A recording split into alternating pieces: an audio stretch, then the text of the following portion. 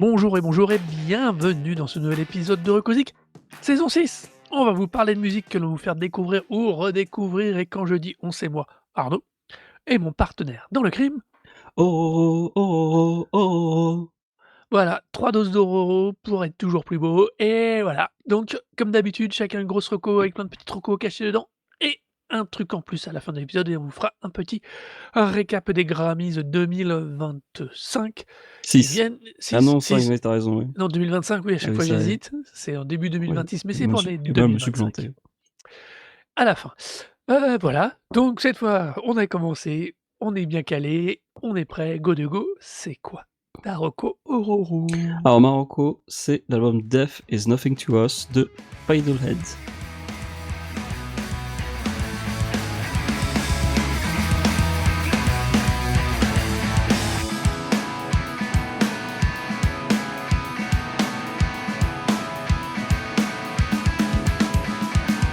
Prozac and Xanax, all the drugs I ignore.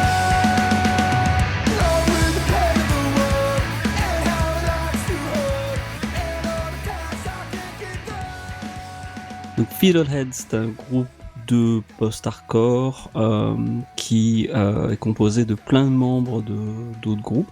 Notamment Patrick Flynn au chant, qui est l'ancien chanteur de Avert, qui est le groupe principal, donc il a fait partie, mais il a fait plein d'autres projets ailleurs. Alex Doe, Alex Henry, qui est toujours d'ailleurs guitariste de Basement, donc groupe de post-hardcore anglais, enfin emo post-hardcore anglais. Nick Inch, qui est alors dans deux trucs que je connais pas, qui s'appellent Nuclear Age et Standoff. Ah non, Standoff, si, je crois connaître en fait. Mais je suis plus sûr en fait. Et Sean Costa, donc, qui était dans Verse et qui a été aussi dans Avert. Et donc ce groupe, ils ont sorti déjà plusieurs albums et Death is Nothing to Us, c'est le disque de 2023. C'est un groupe en fait qui a été monté en particulier par Patrick Flynn, puisque il fait suite en fait au décès en fait de son père, donc LTC Richard Flynn, qui est décédé brutalement, je crois, en 2018, et en fait peut-être même avant ça, non, 2015, peut-être 2013, je crois. Et en fait, après ça, du coup, il a senti le besoin d'exprimer tout ça dans un projet. Et Death is Nothing to Us, c'est un peu le dernier disque dans cette idée-là, puisqu'il essaye finalement de passer outre le deuil. Il l'a exprimé de différentes façons dans les albums précédents, notamment le précédent traitait beaucoup en fait de la relation entre sa mère et son père en fait, ou non, sa mère et son grand-père qui étaient du coup partis au front pendant la Seconde Guerre mondiale, et donc du coup en fait le deuxième album en fait explorait plus les correspondances en fait entre sa grand-mère et son grand-père. Et là pour ce disque-là en fait il aborde plus du coup le fait de vivre avec la dépression en fait, du coup la disparition de son père, l'incarcération, je crois aussi la disparition de son frère, et du coup c'est un album qui est vraiment très orienté sur le deuil, donc il y a aucune surprise sur le fait que dès le deuxième morceau, en fait, les 2 premiers morceaux, en fait, du premier morceau, c'est, Xanax et Prozac. Là pour le coup, ceci dit, c'est très important à voir, Fiddlehead, donc c'est le groupe de Pat Flynn, et Pat Flynn c'est il est straight edge, Avert c'est un des gros groupes de hardcore straight edge depuis les années 2000, c'est un groupe emblématique de cette scène. Et donc du coup, effectivement quand il mentionne le Xanax et le Prozac, en fait, c'est plutôt des drogues que lui, il refuse de prendre justement parce que personnellement par conviction. Alors après c'est un choix, dans sa manière d'aborder le straight edge, hein, tout le monde ne fait pas ce genre de distinction entre Ouais. ce genre de médicaments. Mais lui, du coup, se met cette barrière-là, parce que justement, il essaye de gérer les choses autrement, quoi. Alors, Fiddlehead, déjà, alors pour les gens qui sont pas anglophones, et moi je savais pas ce que c'était, ça correspond à un légume, donc je crois qu'il est aussi vegan, donc forcément, hop, on est de légumes, et c'est un légume qui s'appelle en français la crosse de fougère. Alors je ne savais pas ce que c'est que la crosse de fougère, mais donc ça s'appelle en anglais un fiddlehead. Et c'est un choix en fait qu'il a fait parce que, il a trouvé que le mot, ça avait une très bonne sonorité en fait quand sa femme l'a prononcé la première fois. Et donc du coup, il a choisi ce mot-là, à savoir que à cette période-là, en plus, sa femme lui a dit: «Écoute, tu galères trop, il faut qu'on enfin, moi, j'ai besoin de prendre la distance». Du coup, elle est partie de leur relation, quoi, elle l'a quitté. Ouais. Ils sont de nouveau ensemble, mais donc du coup, il y a eu une période un peu difficile et vraiment Fiddlehead, c'est un projet qui est vraiment autour du deuil, de l'absence, hein. C'est vraiment la thématique qui est au cœur du projet. Hem donc du coup, notre petit, Pat Flynn, bah, du coup, à travers sa discographie, donc ses paroles, il a toujours, détaillé, en fait, beaucoup de relations, enfin, les relations un peu difficiles avec ses parents, avec l'alcool en particulier puisqu'il c'est un groupe de Boston, donc ville avec un problème d'alcoolémie qui semble assez endémique. Donc déjà ça traitait pas mal de ça. Mais c'est un type en fait qui a aussi une jeunesse un peu éparpillée puisque comme son père en fait était militaire de carrière, il passait en fait de ville en ville. Donc du coup, il avait pas le temps vraiment de mener, créer de tisser des liens. Et le hardcore, en fait, ça a été pour lui vraiment la manière de commencer à créer une véritable, un véritable tissu de relations, en fait, donc pour lui, en fait, le lien entre la musique et le fait de créer de la musique avec ses amis, pour parler de ses problèmes personnels, c'est vraiment quelque chose de très, enfin, c'est une connexion qui se fait naturellement. Ce qui fait que du coup, c'est un disque, en fait, où tu ressens vraiment le fait à quel point, pour lui, c'est non seulement nécessaire, hein, mais en plus il y a une certaine facilité qui se dégage en fait de sa manière d'exprimer d'exprimer ses émotions en fait, c'est toujours d'ailleurs ce qui a fait la force d'ailleurs de la voix de Pat Flynn en fait sur tous ses projets, c'est que c'est un type en fait que enfin dès que tu l'entends chanter en fait tu ressens vraiment quelque chose d'assez fort en fait. Il y a vraiment tout de suite une puissance assez communicative en fait. C'est aussi un type qui met aussi beaucoup l'accent sur le texte puisque, bah, c'était le métier de son père. Il était, militaire de carrière, mais il était aussi, et il écrivait en fait des speeches pour des militaires, notamment Colin Powell, donc a été, le général puis le secrétaire d'État, sous, Bush, junior et du coup, c'est vraiment un gars pour qui, le texte et les textes sont vraiment très, très importants et je pense que c'est vraiment important d'avoir, peut-être la page Genius de l'album ouverte, à côté de soi, en fait, ou même de regarder les paroles en même temps, pour bien comprendre. Parce que même si on ressent peut-être facilement, en tout cas je pense assez facilement les émotions que dégage le mec, Mmh. lire et comprendre ce qu'il raconte, en fait, donne vraiment une meilleure porte d'entrée, d'autant plus que les morceaux sont très courts, hein. C'est un disque de 12 morceaux en pas une demi-heure et ça passe très, très, très vite.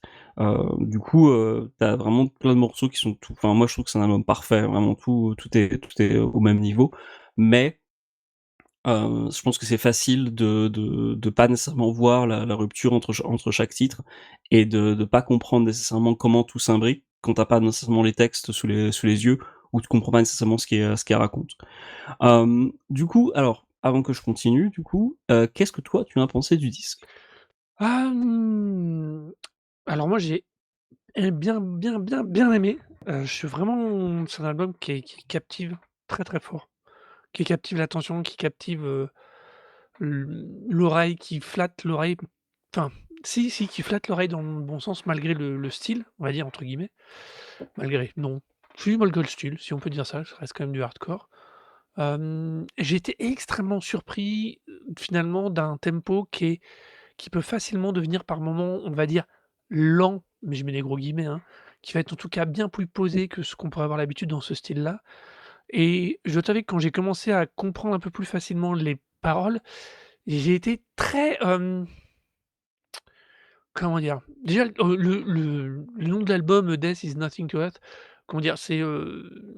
Ça pourrait passer pour une blague d'ado, tu vois? «Ouais, la mort n'est rien pour nous», enfin, tu vois? Ce genre Ouais, ouais. de truc, mais quand tu tends l'oreille vraiment, dès le 3 surtout sur le Loserman, heu, il y a quelque chose de très enfin, tu comprends que la tonalité n'est pas là, que c'est de toute façon pas l'attention, que les 2 premiers textes n'étaient pas des accidents, heu et le final sur Going to Die, qui je trouve est quasiment pour moi le meilleur morceau de l'album. Je trouve que Exceptionnel ce titre, exceptionnel.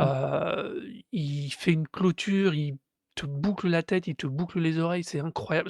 J'ai rarement un album, on a souvent parlé de construction d'album machin. Lui, c'est la manière qu'il a de te dire au revoir. C'est incroyable, ce morceau est terrible et du coup, il est extrêmement raccord avec la thématique, heu et je pense que si tu es très, très anglophone, c'est pas un album à écouter n'importe quand, parce que les textes peuvent vite devenir très prégnants et un poil, c'est pas déprimant, mais un poil, une forme de morosité un peu positive, enfin de morosité très, très 19e siècle quoi. Je sais pas comment le dire.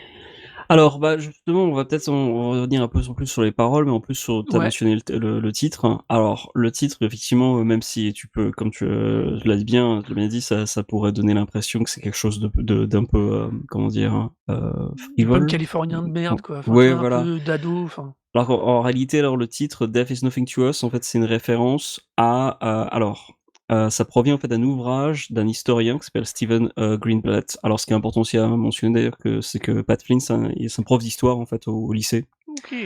C'est une profession et d'ailleurs quand tu le vois maintenant en interview, d'ailleurs c'est assez marrant.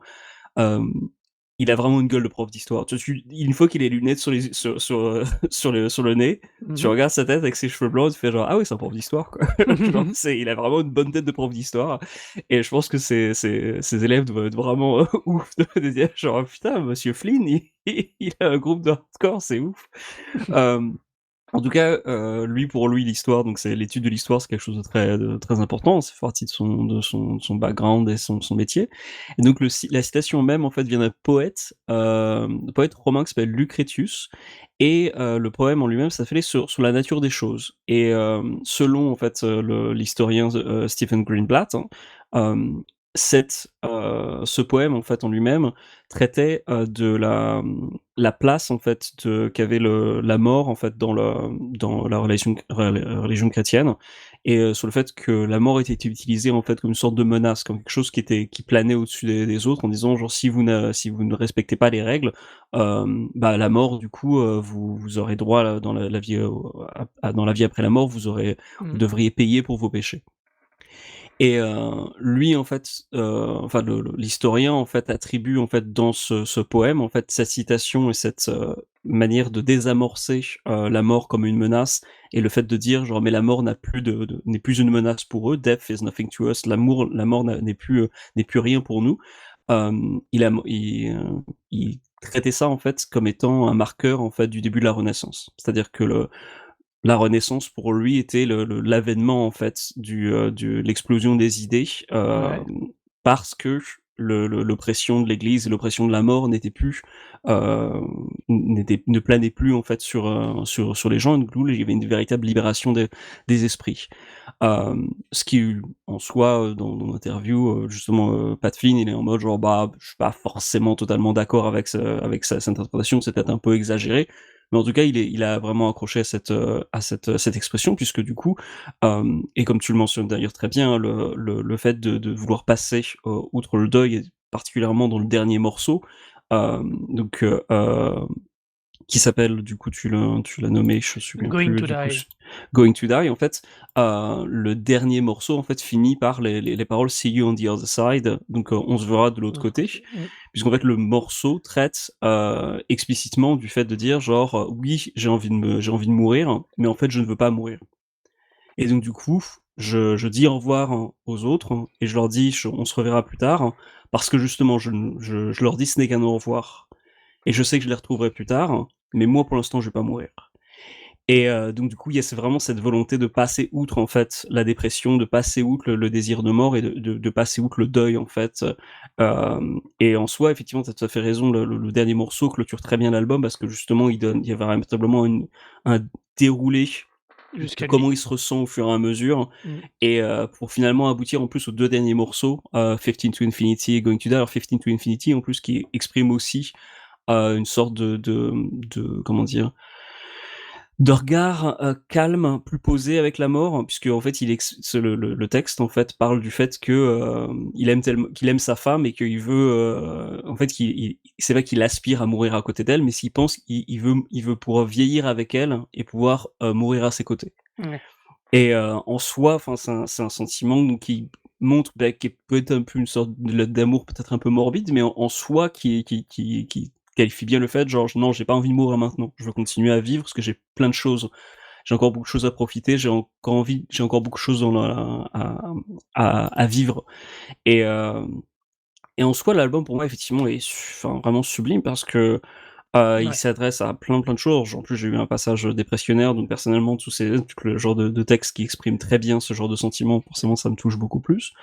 Mais en plus, il y a vraiment énormément d'éléments en fait très personnels, mais qui sonnent juste en fait. Tout sonne véritablement comme, l'expression vraiment pure et claire, de la pensée de Pat Flynn et donc à côté de ça, parce qu'on parle beaucoup des textes, à côté de ça, les mélodies sont folles. Il y a vraiment un travail au niveau de la construction des mélodies. Après, c'est pas forcément tout le temps aussi ouf. Hem, Là, pour le coup, enfin le gratteux, il sort vraiment des mélodies de dingo.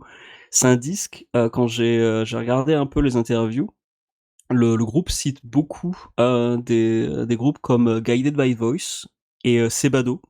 Alors Sebado, j'ai entendu parler Ouais, depuis longtemps, mais je sais pas, tu connais toi Sebado? on en a pas parlé récemment? Non, je pense pas. Enfin moi en tout cas, j'ai vraiment découvert avec l'écoute de l'album de Fiddlehead, parce que comme ils ont mentionné plusieurs fois, j'ai fait genre: «Bon bah OK». D'autant plus qu'en Mmh. fait sur le premier album de Sebado, il y a un morceau qui s'appelle True Hardcore et sur l'album de Fiddlehead, en fait, tu as un morceau qui s'appelle True Hardcore 2. 2, Donc ouais. c'est vraisemblablement une réponse. J'ai écouté le morceau True Hardcore et d'ailleurs tout le premier album de Sebado. Bon, c'est pas aussi explicite en termes de rapport, Mmh. mais en termes de mélodie, on travaille des mélodies, puis au niveau de la structure des morceaux, donc ce côté très rapide et très court en fait, pour créer des morceaux genre qui sont complets, mais qui durent des fois moins de 2 minutes quoi. Mmh mh. Heu, tu vraiment, enfin c'est très, très proche de ce que fait Guided by Voice et ce qui est fait dans Sebado. Sebado d'ailleurs pour replacer, c'est un groupe qui a été fondé par un mec qui était dans Dinosaur Junior en fait et qui en fait au bout de quelques moments avec Dinosaur Junior, en fait il en a eu marre parce on le laissait pas écrire de morceaux. Du coup il a quitté le groupe ou je sais plus s'il s'est fait virer ou pas et donc il a fait un projet tout seul et il a fait, genre Sebado et c'est vraiment assez charmé en fait. Autant le début c'est très, très, c'est vraiment du rock indé, lo-fi, donc genre qualité sonore pourrie quoi, mais ça ajoute au délire. Donc c'est pas forcément pour tout le monde. Autant l'album alors, je crois que c'est Bake Sale, est vraiment exceptionnel quoi. Là pour le coup là c'est un peu moins lo-fi mais c'est super bien foutu. Et d'ailleurs il y a aussi un bébé, d'ailleurs un peu comme, sur Nirvana enfin c'est Nevermind de Nirvana, sauf que là pour le coup c'est une photo de lui, du leader du groupe en fait quand il était petit, en train de regarder dans la cuvette des chiottes. Donc plutôt mignon. Mais donc du coup les mélodies en soi de l'album Fiddlehead, et de ce que fait Fiddlehead, en gros, c'est super, super influencé par, Sebado et Guided by Voice. C'est vraiment très, très, très clair quand tu écoutes le groupe. Et tu parlais de la rythmique. Effectivement, il y a des ralentissements, ce qui pourrait être un peu inattendu pour un groupe de hardcore, de post-hardcore. Mais en fait, parce que le batteur, en fait, il cite beaucoup d'influences très variées, notamment un type qui revient tout le temps chez lui, c'est Jimmy Chamberlain, en fait, de Ouais. The Smashing Pumpkins. Et c'est vrai que plus t'écoutes le disque, plus ça s'entend, en fait. La manière qu'il a d'accentuer certaines rythmiques, en fait, enfin, le gars est très, très, très bon techniquement, il est pas méga impressionnant, mais c'est vraiment très cohérent. Tu vois que c'est vraiment un groupe, qui a une véritable cohésion. Ils savent où est-ce qu'ils vont et ils savent comment se soutenir les uns les autres à travers les morceaux.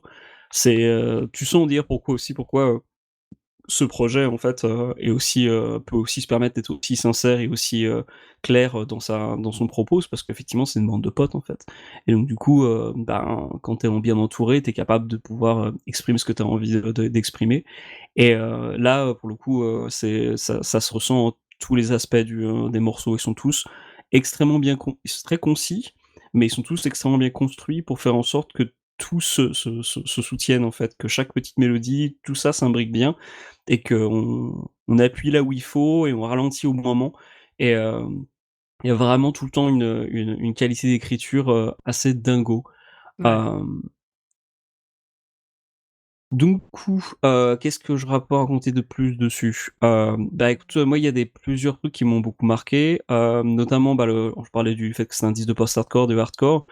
Pour moi, c'est un disque qui est aussi un peu le pied dans la folk.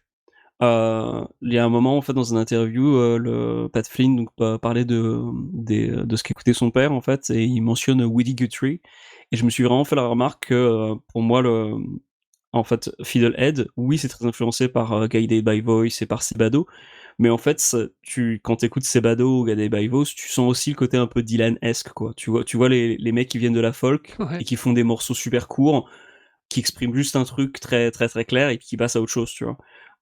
Comme les chanteurs de folk qu'on a pu le voir dans le film d'ailleurs sur Dylan qui est sorti l'an dernier. Euh, il y a vraiment ce côté genre carnet de croquis, carnet de route. Toi, tu t'écris un morceau pour parler de quelque chose que tu as sur le cœur et puis tu passes à autre chose. C'est assez clair en fait, je trouve, dans la manière de construire les morceaux et même dans la structure en fait. Tout est très très folk finalement dans ce disque. Après, ça reste qu'un groupe de hardcore hein, fondamentalement, même si musicalement il y a plein de variations. Ça se ressent vachement sur scène. Je les ai vus déjà 2 fois du coup et c'est un groupe où tout le monde monte pour reprendre les paroles avec Pat Flynn. Il tord le micro constamment. C'est vraiment un groupe de tout. Ça se comporte encore comme un groupe de hardcore, même si musicalement ça a rien à voir avec un groupe de hardcore. Enfin, où ça a un peu juste un pied dedans, tu vois. Euh, Mmh. mais fondamentalement, il y a toujours cette énergie. Je recommande d'ailleurs vachement de les voir en concert. Ils seront en Europe en juin, donc pour l'Outbreak, mais ils ont une date à Paris en fait avec Basement. Donc je crois que c'est le 27 juin, un truc comme ça. Faut vraiment y aller, quoi. Ça va être vraiment, vraiment dingo. Euh, Fiddlehead, c'était vraiment exceptionnel à chaque fois. Et d'ailleurs, j'aimais pas spécialement le groupe avant de les voir en concert. Et en 2022, quand ils ont fait l'Outbreak à Manchester, hein, j'y suis allé en touriste hein, pour regarder ce que ça donnait.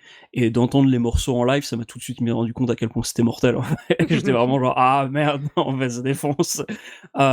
C'est le morceau For the Million Time, quand ils l'ont fait en concert, j'en ai encore des frictions d'y repenser à chaque fois. Quoi. C'était absolument magique.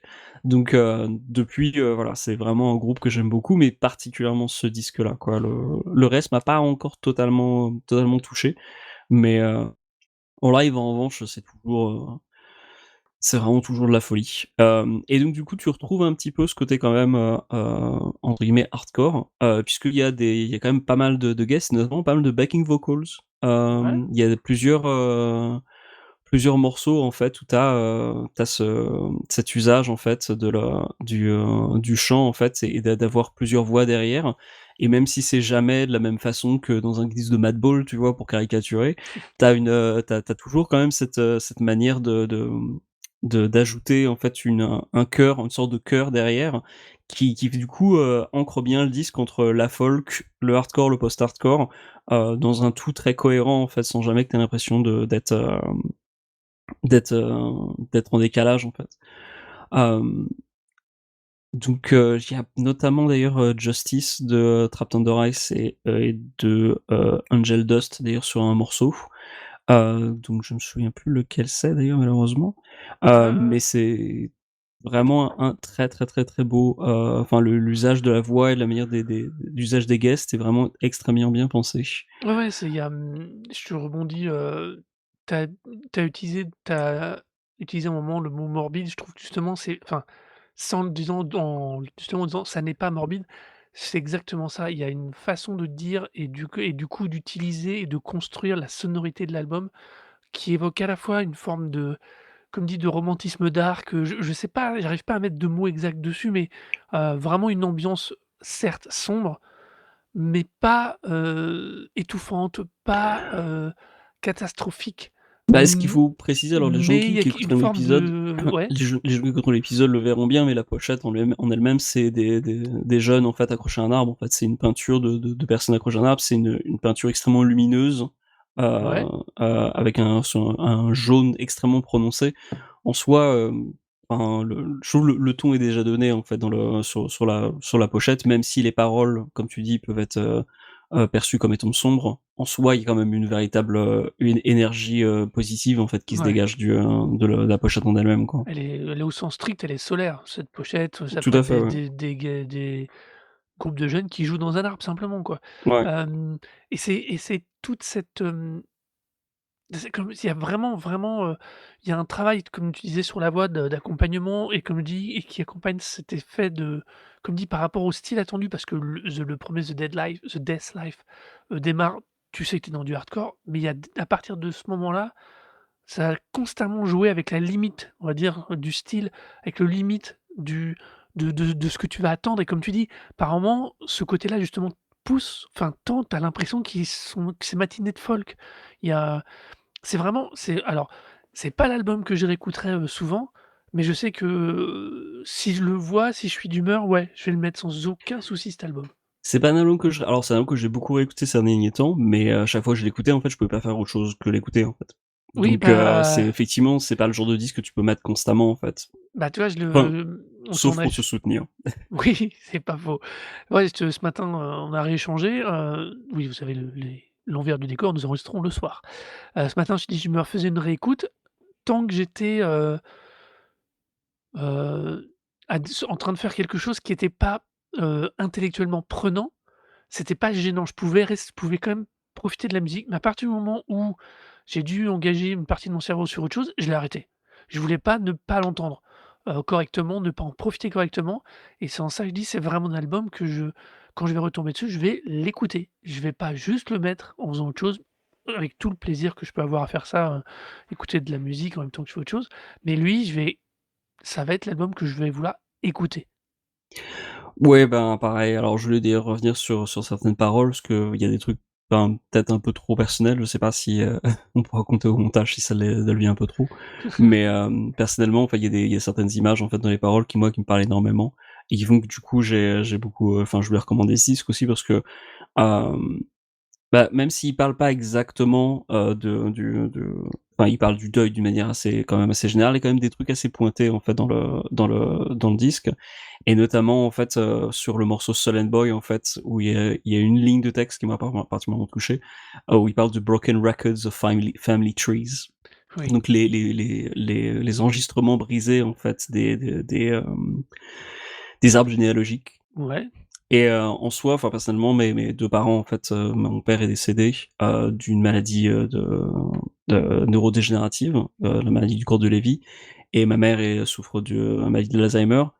Il y a une véritable perte pour moi du rapport en fait à la famille, mais aussi enfin, aux histoires même de comment ils ont grandi, enfin je trouve des choses dans la maison, j'ai plus personne à qui poser de questions et donc du coup cette image en fait de la du les enregistrements brisés, l'arbre généalogique brisé, c'est quelque chose qui me parle, en particulier et le morceau Queen of Limerick, heu,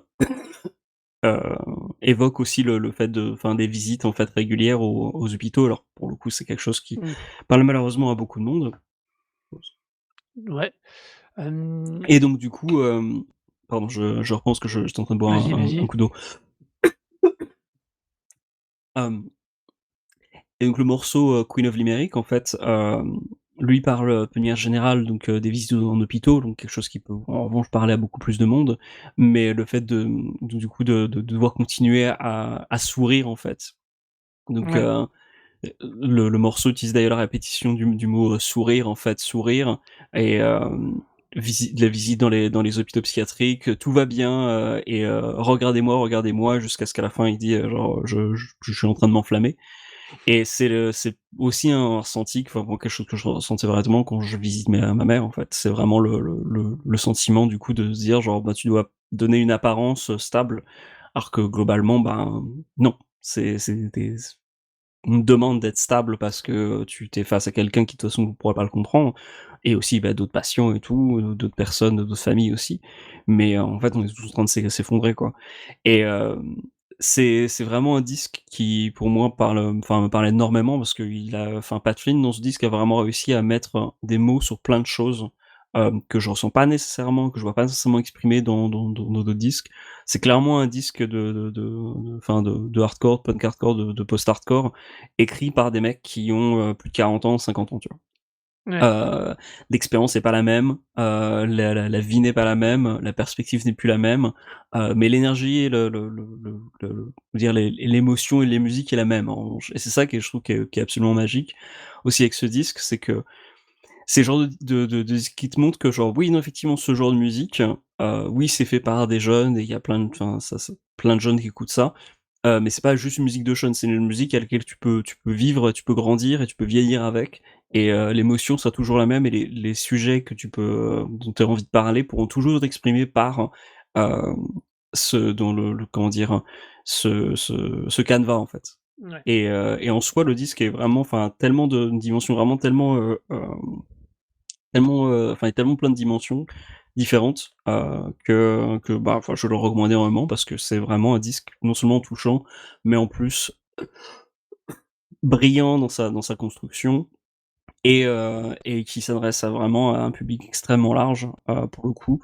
Parce qu'honnêtement, enfin, des questions de comment vivre avec la dépression, oui, il y a quand même pas mal de disques sur ça, mais je trouve que c'est un disque qui le fait de manière la plus intelligente. Donc voilà et puis si vous êtes prof d'histoire et que vous dites: «Ah je suis plus cool», bah écoutez, non écoutez pas de Flynn, Et faites un groupe de regardez vous hardcore. êtes encore cool. Donc voilà, c'était Ouais. ma reco. Je sais pas s'il y a d'autres trucs, enfin Je j'ai un ou vais 2 détails juste de plus à rajouter, mais rebondir, sur un truc que tu viens de dire par rapport à ce que tu viens de dire. C'est quelque chose, comme tu dis, qui parle, qui «explore» entre guillemets la dépression, mais de façon très humble et il y a pas de jugement de valeur, il y a pas non. de proposition quelconque et c'est quelque chose et c'est une ma il y a pas non plus de, j'ai de tire-larme absolu, il y a pas Ah non non. plus d'apitoiement et c'est un album qui est d'une douceur, je vois pas d'autre mot et d'une force qui, comme tu dis, il parle des choses, il ne les juge pas, il les victimise pas, il est à aucun moment c'est quelque chose de très, très de pas neutre, mais de très, très positif malgré le sujet.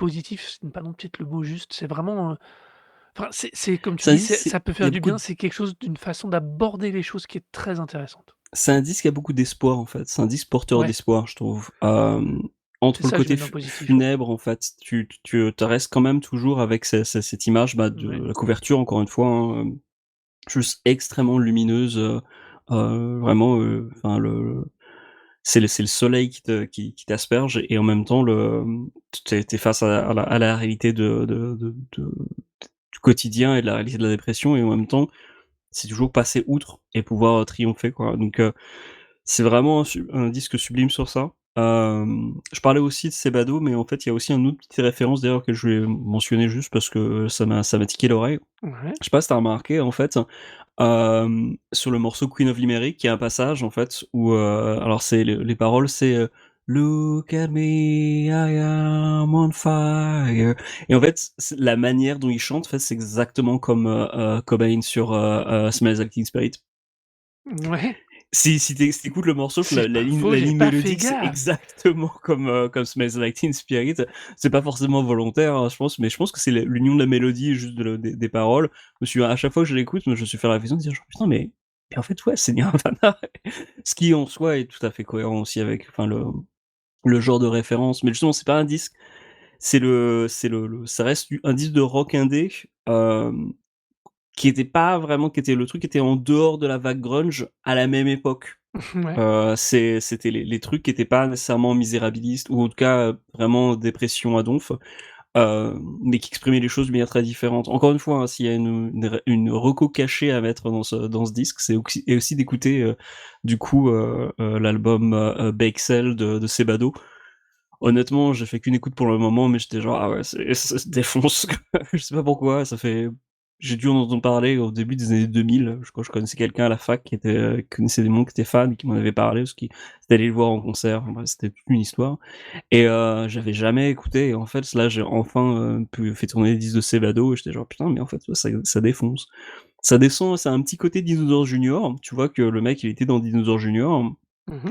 mais en même temps quelque chose de super, enfin, super personnel dedans, et puis ouais, cette manière de composer des morceaux, genre en moins d'une minute, t'as un titre complet quoi, ça sonne super juste quoi, tout est extrêmement bien branlé, c'est des trucs où tu te dis genre: «Ah putain, c'est enregistré à l'arrache» et en fait, tout est tellement bien pensé que tu te dis genre: «Ouais, mais en même temps, enfin, c'est enregistré aussi et que en sachant exactement ce que tu veux faire, en le mettant exactement comme tu veux le faire quoi». Tout comme d'ailleurs, le disque Alaska, c'était Nebraska de, comment il s'appelle, de Springsteen. Ouais, parce que tu veux parler de, l'histoire de la famille? Non, pas nécessairement, en fait, je pensais juste la manière dont les titres sont enregistrés, en fait. Hein? Pour moi, c'était vraiment le cœur, en fait, de Nebraska, en fait, même si effectivement, il y a aussi ce lien qu'on peut faire avec la dépression et le fait de Ouais. passer outre. Effectivement, il y a ça. Alors, pour le coup, bon, ça, c'est un détail entre guillemets parce que le sentiment est finalement très similaire. Mais Bon, oui, mais Springsteen n'avait pas perdu son père, mais bon, il était en train de le perdre, ou en tout cas, il essayait de le rattraper. oui, oui, c'est plus oui, c'est pas C'est c'est pas le c'est même pas contexte voilà, exactement, mais le il y a sentiment est quand même suffisamment proche, il y a une quoi. parenté, on va dire. Exactement. Et mais justement entre Sebado et Nebraska, pour moi, c'est très très clair, quoi. C'est vraiment des enregistrements qui sont faits d'une certaine manière et tu peux pas les faire autrement, quoi. T'es obligé de les prendre sous la forme sur laquelle tu les trouves et dans la manière dont tu les enregistres. Mmh. C'est pas, les deux sont indissociables. Mais effectivement, Nebraska, pour le coup, ça peut être, peut-être qu'il y a aussi un pas de parenté à faire entre Death Is Nothing to Us Mmh. et Nebraska plutôt, parce que du coup, Dans c'est l'intention plus que dans la réalisation, je oui, pense. oui, dans l'intention, dans la réalisation, mais pour le coup, c'est quand même, enfin, le Springsteen à l'époque, je pense pas qu'il combien il y a de disques, qui sortent à l'époque en disant genre: «Bon, bah, coucou, je lui parle de ma dépression». Oui, C'était pas c'était forcément un sujet, très, très courant, donc du coup, ce que je veux dire, c'est que Nebraska a commencé à marcher pour que, Death Is Nothing to Us puisse courir, tu vois? ouais, c'est clair. Donc voilà, c'est tout ce que j'avais à dire. Donc Marocco de ce soir, c'est Death Is Nothing to Us de Fiddlehead. Écoutez-le, dites-nous ce que vous en avez pensé. Ouais, Enfin, moi, en tout cas, c'est un très, n'hésitez très beau disque. pas à nous dire. Ah si, On est-ce que tu as des morceaux favoris? Si tu m'as dit, ton disque favori, ton morceau favori, c'était le dernier, ah ouais, Going to Die et puis, Going to Die? attends, faut que je me remets la playlist sous les yeux, parce que là, je l'avais du coup enlevé comme un crétin. Hop, cut. Seconde, hein, je note le cut, parce que pour être plus propre, bref, je venais juste de refermer la fenêtre avec les listings. C'est pas malin pour dessous. Tac, je me le remets. Putain, j'aurais dû me dire trop vite. Parce que c'est pas le 2. C'est pas Sleepyhead, c'est Loserman? Alors j'aime beaucoup Loserman, mais je dois t'avouer que Give It Time, il y a un truc dans ce morceau que j'aime bien. C'est le premier Juste morceau d'ailleurs justement parce qu'il de la démarre face B d'ailleurs. il démarre justement de façon hyper smooth, heu, on en revient à cette question du rythme et c'est pour ça que je trouve que c'est, par rapport à tout ce que j'ai dit, c'est celui qui est le plus représentatif et c'est vrai que c'est un de mes préférés avec Going to Die. Ouais, alors moi, mes titres favoris, alors j'en ai plein en fait, Ouais, The Death Life et Loserman. Alors The Death Life, honnêtement, à chaque fois, c'est voilà, c'est la chialade. Welcome to the Situation, Queen of Limerick et Smile et Going to Die aussi, c'est vraiment les titres. mmh, D'ailleurs, je pense que le titre qu'on mettra en extrait, et qu'il y aura eu un extrait, ce sera sûrement vous aurez donc déjà euh, sûrement entendu ouais, Sleepyhead en fait. Je trouve Sleepyhead. la mélodie de Sleepyhead est juste parfaite. Ouais. OK, donc bah, voilà, on va pouvoir passer à Marocco.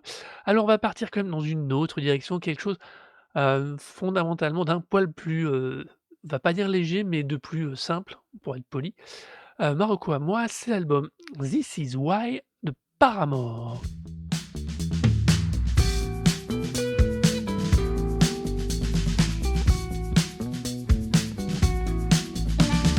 If you have an opinion, maybe you should shove it, or maybe you could scream it.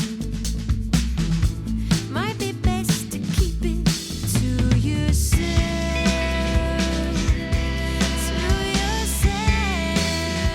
Alors oui, Paramore, je crois que j'en avais déjà parlé, j'avais déjà évoqué à quel point j'avais été, surpris et enchanté quand j'avais fait un mini débrief du, Taylor Swift lors de l'Eras Tour qu'elle avait faite à Paris, puisque c'était le groupe qui faisait sa première partie. Je dois avouer que du coup, j'étais vraiment, tombé sous le charme et je me suis refait toute leur discographie, et j'ai trouvé vraiment alors, c'est des gens qui ont un parcours musical qui est extrêmement intéressant, qui est beaucoup plus varié que ne laisse penser, le côté très pop de ce dernier album. Mon plaisir à moi va à cet album-là, déjà parce que c'est sûrement celui qui me rappelle le plus de souvenirs pour le coup. Je l'aime beaucoup, j'aime beaucoup la construction, Et j'aime surtout très, très, très, très, très, très fort Hayley Williams, c'est sa voix. Heu, Elle a une présence scénique, pour l'avoir vue, qui est extrêmement costaud, qui est vraiment quelqu'un, qui communique une énergie, une je parle souvent moi d'énergie quand on parle de punk, de hardcore, de gros sons, cette patate, cette énergie, des fois prête à tout défoncer, prête à tout péter. Hayley Williams, quand elle est avec Paramore, elle dégage une énergie qui est ultra cool, qui est ultra positive, mais qui est ultra forte. En tout cas sur scène. C'est quelqu'un qui arrivait, je sais pas si je l'avais dit à l'époque, mais qui a quand même occupé la scène du Eras Tour à elle toute seule par moment et à pas avoir l'air ridicule. Et je peux vous dire, vu la taille de la scène, quand tu es, et bah, c'était un sacré tour de force. Et cette énergie-là, je trouve qu'on le retrouve très, très bien dans cet album. Mais justement, et c'est après avoir fait une écoute rétrograde de leur discographie, on le retrouve pas. Rétrospective. Ouais, rétrospective. Parce que rétrograde, je crois, c'est quand tu considères quelque chose en disant que c'est moins bien. Je Alors crois. non, Hein. pour moi c'est dans le sens du plus récent au plus ancien. Ah bon, bah C'est- d'accord, bah je suis comment là. Voilà, alors donc voilà, c'était donc c'est comme ça que je les ai écoutés et je trouve qu'au final c'est un peu une forme d'aboutissement dans leurs albums. C'est pas que les albums d'avant soient moins bien, mais c'est une recherche. Ils sont et Hayley Williams est tout à fait là-dedans. C'est quand même elle le leader de Paramore, c'est elle qui emmène principalement le groupe parce qu'il y a eu des départs et des arrivées, des gens qui sont partis et revenus dans le line-up. Oui, il est un peu. Mais elle est C'est un peu la guerre. Il est mouvant. On va reparler des raisons de ces mouvements et je pense que justement c'est une des raisons de l'impact et de la variation et de la variabilité de certains contenus. Parce qu'en fonction des gens avec qui elle travaille, elle va faire des essais où elle est emmener le groupe dans une direction qui est pas nécessairement celle qu'on peut avoir envie d'écouter. Non pas que les albums soient si différents les uns des autres, mais il y a pas nécessairement le même rendu, le même feeling qui va passer en fonction des albums. Hem, je pense vraiment qu'avec, This Is Why, Paramore atteint, pour moi son pas actuellement en tout cas, son pinacle, son point d'équilibre. L'album est cool, l'album est rythmé, l'album est pop, il est extrêmement bien écrit, il est surtout incroyablement produit. Heu, il y a un vrai, il y a un vrai travail pour travailler sur une espèce de pop un peu plus réussie, plus vivante, qui est, qui est super positif, du coup. Heu et surtout toujours cette énergie qu'on pourrait dire punk ou inspirée de punk, je sais pas comment dire. Bah, c'est un groupe de J'ai punk mellow vu à la base. Hein. ouais, à la base c'était ça, mais ils sont, classés en power pop maintenant, voire en new wave selon les classifications. Bah J'adore ces sur étiquettes, ça l'album me fait tellement rire à chaque fois. sur l'album précédent, j'ai l'impression que c'était un peu la new wave. Hein. C'était un peu Ouais, 80s. Et puis avant ça, mais ouais, effectivement, power pop, punk mellow, bah, c'est un groupe du Warped Tour hein, à la base. Hein. ouais, C'est un groupe qui s'est fait connaître sur ça. ouais, Donc tournée punk rock américaine, qui était ouais, alors qui est plus activée actuellement, mais pendant au moins 2 décennies, ou moins ouais, enfin, facilement peut-être 15 c'était ans, du c'était le truc quoi. ouais, mais c'est quand même du punk rock, cool, écoutable. Enfin, tu vois ce que je veux dire? On était bien dans, Ouais, enfin c'était on était dans en la fait veine de No Doubt, par exemple, tu vois? oui, oui, oui, alors ouais, et puis en plus, alors c'est un petit peu déjà sortir les dossiers, mais en plus elle était mariée à un mec de New Found Glory, Oui, Avec Chad Gilbert de New Found Glory, donc qui était un groupe de punk rock, punk à roulettes des années 2000, vraiment iconique de cette époque. Et en soi, enfin c'était un peu enfin je sais pas si c'était un power couple à l'époque, tu vois, mais c'était clairement logique, tu vois. Tu dis genre, ouais, oh comment ça fait que comment t'as pu rencontrer Chad Gilbert parce qu'on était tout le temps en tournée ensemble. non, non, mais C'est comment vous vous êtes rencontrés? Bah écoute, chaque année on a passé au moins 1 an à bouffer du sable devant des gamins, donc on a eu le temps de parler quoi. ouais, ouais, Et c'est vraiment un groupe issu de cette vague. C'est d'ailleurs pour ça, moi, pendant longtemps, je sais pas pour toi, c'est un groupe que j'ai toujours entendu parler depuis peut-être 15 ans, mais pendant longtemps, j'ai pas écouté parce que je me suis dit, bah, ça a l'air d'être un groupe pour plus jeunes, quoi. Ça a l'air d'être un groupe bon groupe porte d'entrée d'écouter des gens qui écoutent du punk rock. C'est pas forcément pour moi. Je sais pas si c'est bien ou pas, mais ça a pas l'air, ça a pas l'air d'être vraiment ma came. Et d'ailleurs, pour ce que j'ai écouté des albums précédents, pour le coup, j'avais pas tort, quoi. C'est pas vraiment mon truc, quoi. Tout à fait Hem, comme toi. On en revient, si ce n'est que moi j'avais quand même eu, je sais pas pourquoi ça avait popé, mais la première séparation qui doit être de 2009 avec les frères, alors je vais pas Ef dire de bêtises, c'est Faso, Efron? Non, Zach non Zach, c'est Ferro, pardon, pas Efron. Ferro. À Fero chaque fois, je pense toujours Faro. Ferro. C'est Ferro, Joss ouais. et Zach Faro qui étaient, au début et qui sont repartis et Zach est revenu.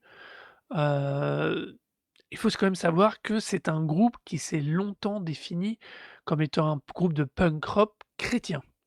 Alors attention, je mets beaucoup de warning, il s'agit du chrétien à la mode US. Oui, bah, oui, Donc on forcément, n'est ouais. pas du tout dans ce que nous on met dessus, heu et une des raisons de la 1re séparation, du départ des 2 frères Faro à l'époque, c'est justement qu'ils trouvaient que ce vers quoi emmenait, Hayley Williams le groupe, n'était pas en accord avec leurs propres croyances et leur foi. Donc ils ont décidé, c'est une des raisons du départ.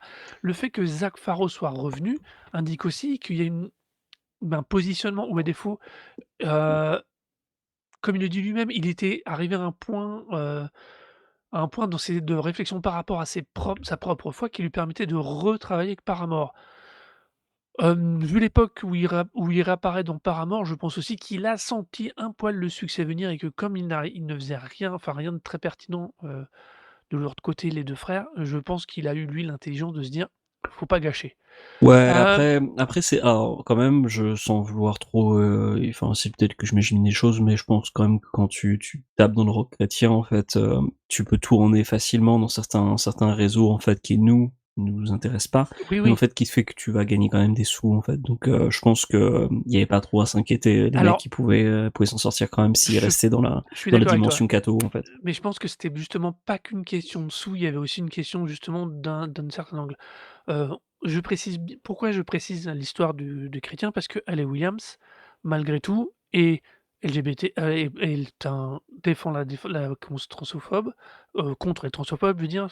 Ma formulation était particulièrement étrange, mais vous avez compris. Elle était au Black Lives Matters. C'est quelqu'un qui a une étiquette chrétienne, mais n'est absolument pas, du tout, comme on pourrait n'est pas une WASP, voire une trumpiste. Elle a même, fait, une énorme déclaration, au moment des élections US contre Trump, et son projet 2025, elle, de l'époque.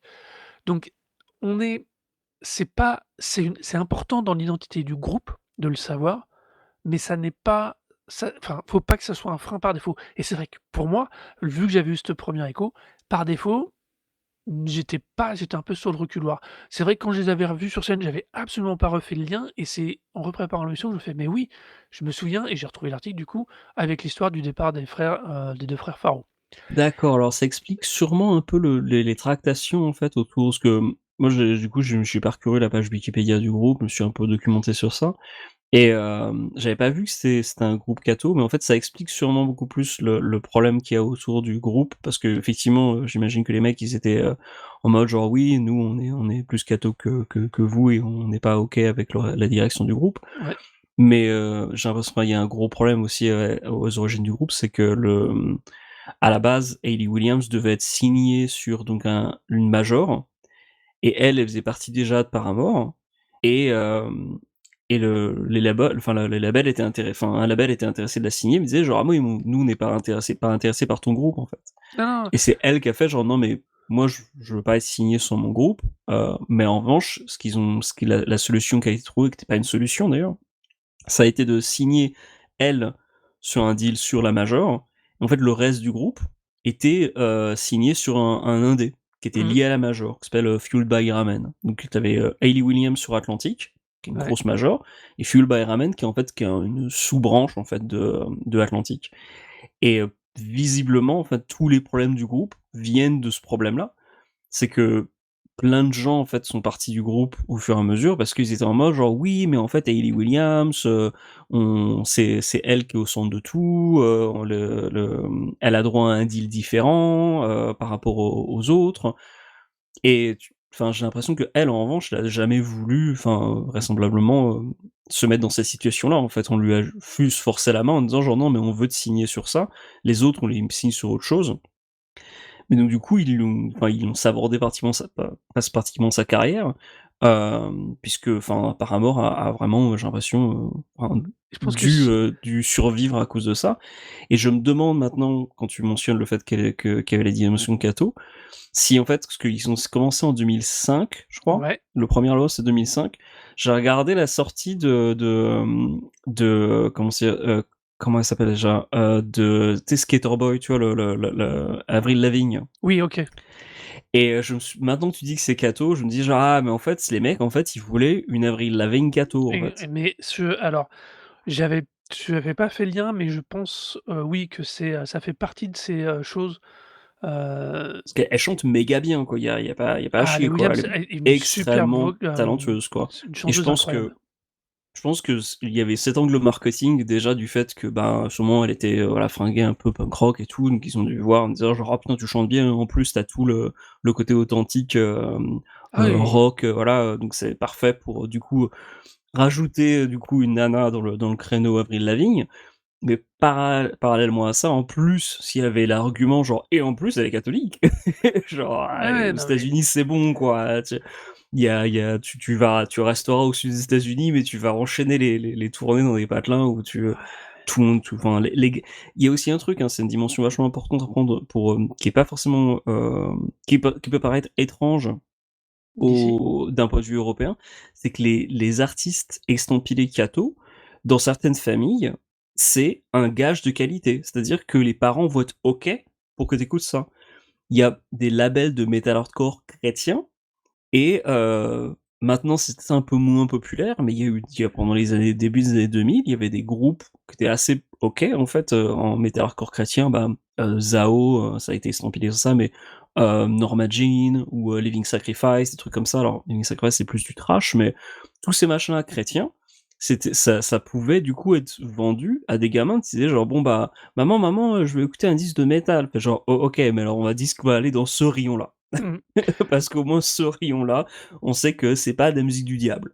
Et ça il y a plein de gens qui achètent ce genre de truc et donc du coup, c'est un bon argument, c'est un argument massue. Under Oath, c'est toujours, un truc catho, d'ailleurs c'est des gros connards visiblement, mais c'est des trucs, de catho et ça marche encore méga bien. Ouais et As I Lay Dying, pareil, groupe de metal hardcore chrétien, le mec a essayé de tuer sa femme, c'est pas grave, il est sorti de tôle, il recommence quoi, parce que il y a suffisamment de public pour faire marcher la machine, quoi. ouais, mais pour, revenir à cette histoire de, à l'origine du groupe, c'est Williams qui est signé en 2003 à l'âge de 14 ans quand même, hein, C'est chaud, quoi. pour 2 ans pour avec un deal de production, sachant qu'à l'époque, elle était considérée comme une songwriter de Nashville, Ah ouais, OK? en plus. Elle est née à Meridian dans le Mississippi. D'accord, Elle a bougé ouais. à 13 ans à Jesus. Franklin dans le Tennessee pour être signée par un label de Nashville. Je veux dire, on est dans une espèce d'archétype a priori, je dis bien a priori, typiquement de la Bible Belt du sud américain, assez, marqué. Pourtant, comme je dis, l'artiste et ce qu'elle met dans Paramore, particulièrement en plus dans ce dernier album, est vraiment différent de ce qui se passe. Pour info, comme et je te confirme bien, hein, c'est ce qui, elle a vraiment, c'est elle qui amène les frères, Faro pour les Ouais. signer, pour faire, Paramore, Ouais, parce qu'elle a avec Sugar insisté, Byron. voilà, Ouais, ouais. insisté pour que, du coup, elle soit signée avec, son groupe et Mmh. pas le reste. Alors que, enfin, vraisemblablement, alors c'était des gamins, forcément, elle a 14 ans, ça explique un peu, mais j'ai vu aussi sur la page Wikipédia et dans un extrait d'interview qu'elle, quand dans une interview en 2008, donc elle devait quoi avoir maintenant 16-17 ans à cette époque-là. Mmh. Et elle répond à une question en disant genre: «Ouais, au début, les frères Faro, ils étaient pas aussi OK sur le fait que je sois une fille», tu vois? Pour être Ouais, dans un ouais. groupe de punk rock. Tu sais genre: «Ah ouais, OK, d'accord, bon OK, vous avez 14 ans, mais quand même quoi, chaud quoi». Vous êtes des petits cons quoi. Ah Et non, je mais trouve, c'est ce groupe, toutes les péripéties de ce groupe d'un point de vue genre, changement de line-up et tout ça, non seulement il y a le deal, mais il y a aussi le gros côté genre: «Ah OK, c'est la fille qui a plus de qui aura le plus d'avantages. ouais, OK, ouais, c'est pas cool». c'est pas Et c'est pas c'est la doublette, la major, qui fait des deals à la con et le sexisme. C'est genre le meilleur sandwich que tu peux avoir pour ta carrière en l'air et c'est un miracle je trouve que ce groupe existe encore et qu'elle continue à faire des trucs. D'ailleurs, pour revenir sur le disque en lui-même, Ouais. je sais pas si t'avais d'autres trucs à ajouter? Bah, non, j'allais justement, je suis d'accord avec toi, revenir sur le disque en lui-même. Parce C'est qu'il est vachement bien. Et voilà, il c'est vraiment, là, pour le coup, on va l'utiliser de façon positive. C'est un pur easy listening, honnêtement. Tu le mets, ça tourne tout seul, c'est hyper cool.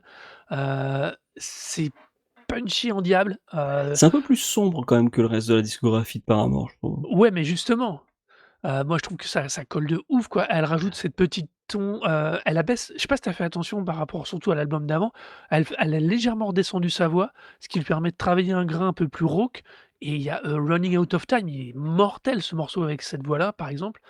Moi, je suis, non, non, je trouve que c'est un super al c'est un vraiment un très grand album et honnêtement, c'est un peu le seul de leur discographie qui vaille vraiment le coup de garder sous le coude. Alors, moi, j'ai pas écouté beaucoup de l'album précédent, j'ai juste fait un morceau par titre, mais alors donc nous, c'était le morceau, l'album After Laughter. Ouais, J'ai écouté, Rose Colored Boy, ouais. donc qui était le deuxième morceau et je me suis demandé si c'était si représentatif que ça, mais j'ai pas eu trop le temps de creuser. Mais ce morceau-là, il faisait très Cyndi Lauper, en fait. Bah, mais c'était l'album date de 2017, on est en plein revival, 80s. Ouais, Elle a toujours eu un look relativement décalé avec des cheveux bleus à une époque et des tenues, 80 en bah, hyper emo, moulantes, enfin, pas très, très enfin, elle a ah, toujours eu une volonté. emo début 2000, c'était comme ça, hein. Il y a eu Ouais, c'est vrai. vraiment, pas beaucoup de j'ai vu une photo d'ailleurs sur la page Wikipédia où il était avec un t-shirt avec un je sais plus c'était de quoi le groupe, mais genre le truc éclaté, avec du tie-dye et tout, j'étais genre et elle avait des cheveux un peu, comment dire? Avec du gel, mais genre éclaté tout autour, j'étais genre: Ouais. «Ah OK, donc c'est une meuf emo des années 2000 là, pour le Ouais, coup, non mais la photo elle tu peux faire plus 2008 que que ça quoi, mmh, c'est vraiment chaud. mais c'est Mais le disque défonce, hein, c'est vraiment, en revanche, je me demande si il te parle pas plus que les autres parce que, bah, le groupe là, ils ont quoi, plus de 30 ans maintenant? ouais, Je trouve que c'est un disque fait par des trentenaires, en fait, c'est surtout ça la différence. C'est peut-être. pas tant que ça que c'est un groupe, c'est le disque de la maturité, c'est que c'est juste le disque qu'ils font maintenant à 30 ans, mais qui ressemble plus ils essayent pas de faire un disque comme s'ils avaient 20 ans, en fait. Ils font un disque de comment ils sont maintenant et Bah donc du coup, c'est des thématiques qui nous parlent plus. c'est ce que c'est aussi un peu c'était un peu mon feeling par rapport à ce qui était avant quand je disais, ils avaient tendance à faire on m'a donné la leçon, pardon. On avait tendance à trouver qu'ils étaient un peu dans une forme de recherche ou de copycat de ce qui se faisait à un moment où ils le faisaient, tu vois? De chercher quelque chose, de se chercher eux et je trouve que celui-ci, pour le coup, c'est d'abord eux et ils ont fait des choses qui, me semble-t-il, ne ressemblent plus à ce qui est à la mode, ne ressemblent plus à ce qui est en la tendance, mais qui leur ressemblent. C'est la sensation vraiment que j'ai, moi, dans la progression de leurs albums et c'est pour ça que je trouve que c'est leur meilleur album. C'est un album super intéressant et je trouve que c'est définitivement le seul qui vaille vraiment le coup de leur discographie. Alors par contre, c'est clairement un avis, hein, il y a pas de c'est Ouais, pas ouais. Bah, qualitatif, c'est full feeling, quoi. les précédents sont plus marqués par leur époque, en fait, alors qu'effectivement Ouais, celui-là ressemble plus à un disque que tu pourrais sortir en 2010, 2000, en 2010 ou en ouais. 2026, sans que ce soit, si choquant que ça. C'est un disque 2003 d'ailleurs, mais ceci dit, tu pas le seul à avoir fait ça, hein. Moi, j'avais jamais vraiment écouté Paramore et j'ai plein d'amis, en fait, quand l'album est sorti, en fait, qui l'avaient mis dans leurs écoutes, et des gens qui ont notre âge, tu vois? Et je me suis fait la réflexion à l'époque en disant genre: «Vous écoutez Paramore? Genre qu'est-ce qui Mmh. se passe?» Et il m'a fait genre: «Ah non, il est bien ce disque, il est bien foutu» et effectivement, c'est parce que c'est vraiment pour moi du rock de trentenaire, quoi. Ça sonne vraiment comme ça, hem et tu moins le côté effectivement, marqué par, le punk mélodique, ou, les tendances, quoi. On est vraiment Ouais. juste dans l'époque. Hem, genre, il y a un truc en fait que aussi je retiens de ce disque, alors d'une, il y a des morceaux qui sont assez funky. Mmh. Genre le premier morceau This Is Why, c'est assez funk. Je sais que de leur début, ils faisaient un peu, elle avait été dans un groupe de funk et ça s'entend en fait. Il y a il y a vraiment une influence beaucoup plus funky en fait sur ce disque. Et puis, ce que je trouve aussi vraiment super marquant dans ce disque, c'est à quel point tu entends vraiment la contribution de chaque de chaque musicien. Oui. Il disait que le disque est super bien produit. Effectivement, Ouais, c'est ouais. vraiment le truc que tu retiens, c'est que tous les instruments ont de l'espace en fait pour s'exprimer. J'ai écouté un petit peu ses disques solo, tu vois, et bon bah y a rien de problème, tu vois, elle chante super bien, donc c'est très bien foutu. Mais j'ai moins l'impression d'entendre un groupe, tu vois. J'entends des mélodies et des morceaux qui sont construits pour servir sa voix, alors que là, en fait, tout le monde, en fait, contribue. Ouais. La pochette d'ailleurs avec les 3 visages Collé à la écrasés vitre, contre une j'adore. vitre, qui est très bien foutu d'ailleurs, heu, marque bien déjà d'une le fait que c'est plus un effort de groupe. Auparavant, il y avait pas tant que ça de disques avec le groupe. Je crois que il y a le deuxième album de Paramore qui a, tout le groupe, mais genre, l'album Riot, mais genre, tu sais, ils sont tous, un peu lookés, Riot, c'est ça un fait pour le très coup, l'album est stylisé, quand la tournée qu'ils ont fait derrière, c'est du punk, punk. voilà, Pour le alors coup, que mais de l'époque 2007 quoi. mmh On est bien dans ce qu'on disait tout à l'heure, dans cette espèce de punk rock américain, l'album il est de l'époque et tu le même et quand tu prends celui d'après, celui avec Brand le New Eyes, papillon là, celui avec le papillon là, Brand New Eyes. ouais c'est ça, il a d'un seul coup, il y a des petites nappes électro qui apparaissent, enfin, il y a d'un seul coup des morceaux hyper posés en guitare sèche, enfin, on a la bascule classique des groupes de l'époque vers quelque chose de plus posé. Enfin, c'est quand je c'est pas caricatural quand même parce que c'est quand même très bien produit, mais quand même jusqu'à cet album-là, ce qu'ils produisent est très, comme tu dis, de Bah, l'époque ça où ça sort quoi. il y a aussi ils sont super jeunes, donc j'imagine que les Ah ouais. producteurs dans le studio, ils disaient genre: «Bah, est-ce que vous pourriez nous faire ci? Est-ce que vous pourriez nous faire ça?» quoi. Mmh Pour le coup, si tu et veux tenir une carrière dans ce genre de milieu, à mon avis, tu dois écouter forcément ce qu'on te dit de faire, et si tu le fais correctement, bon, bah, tu continues de vendre.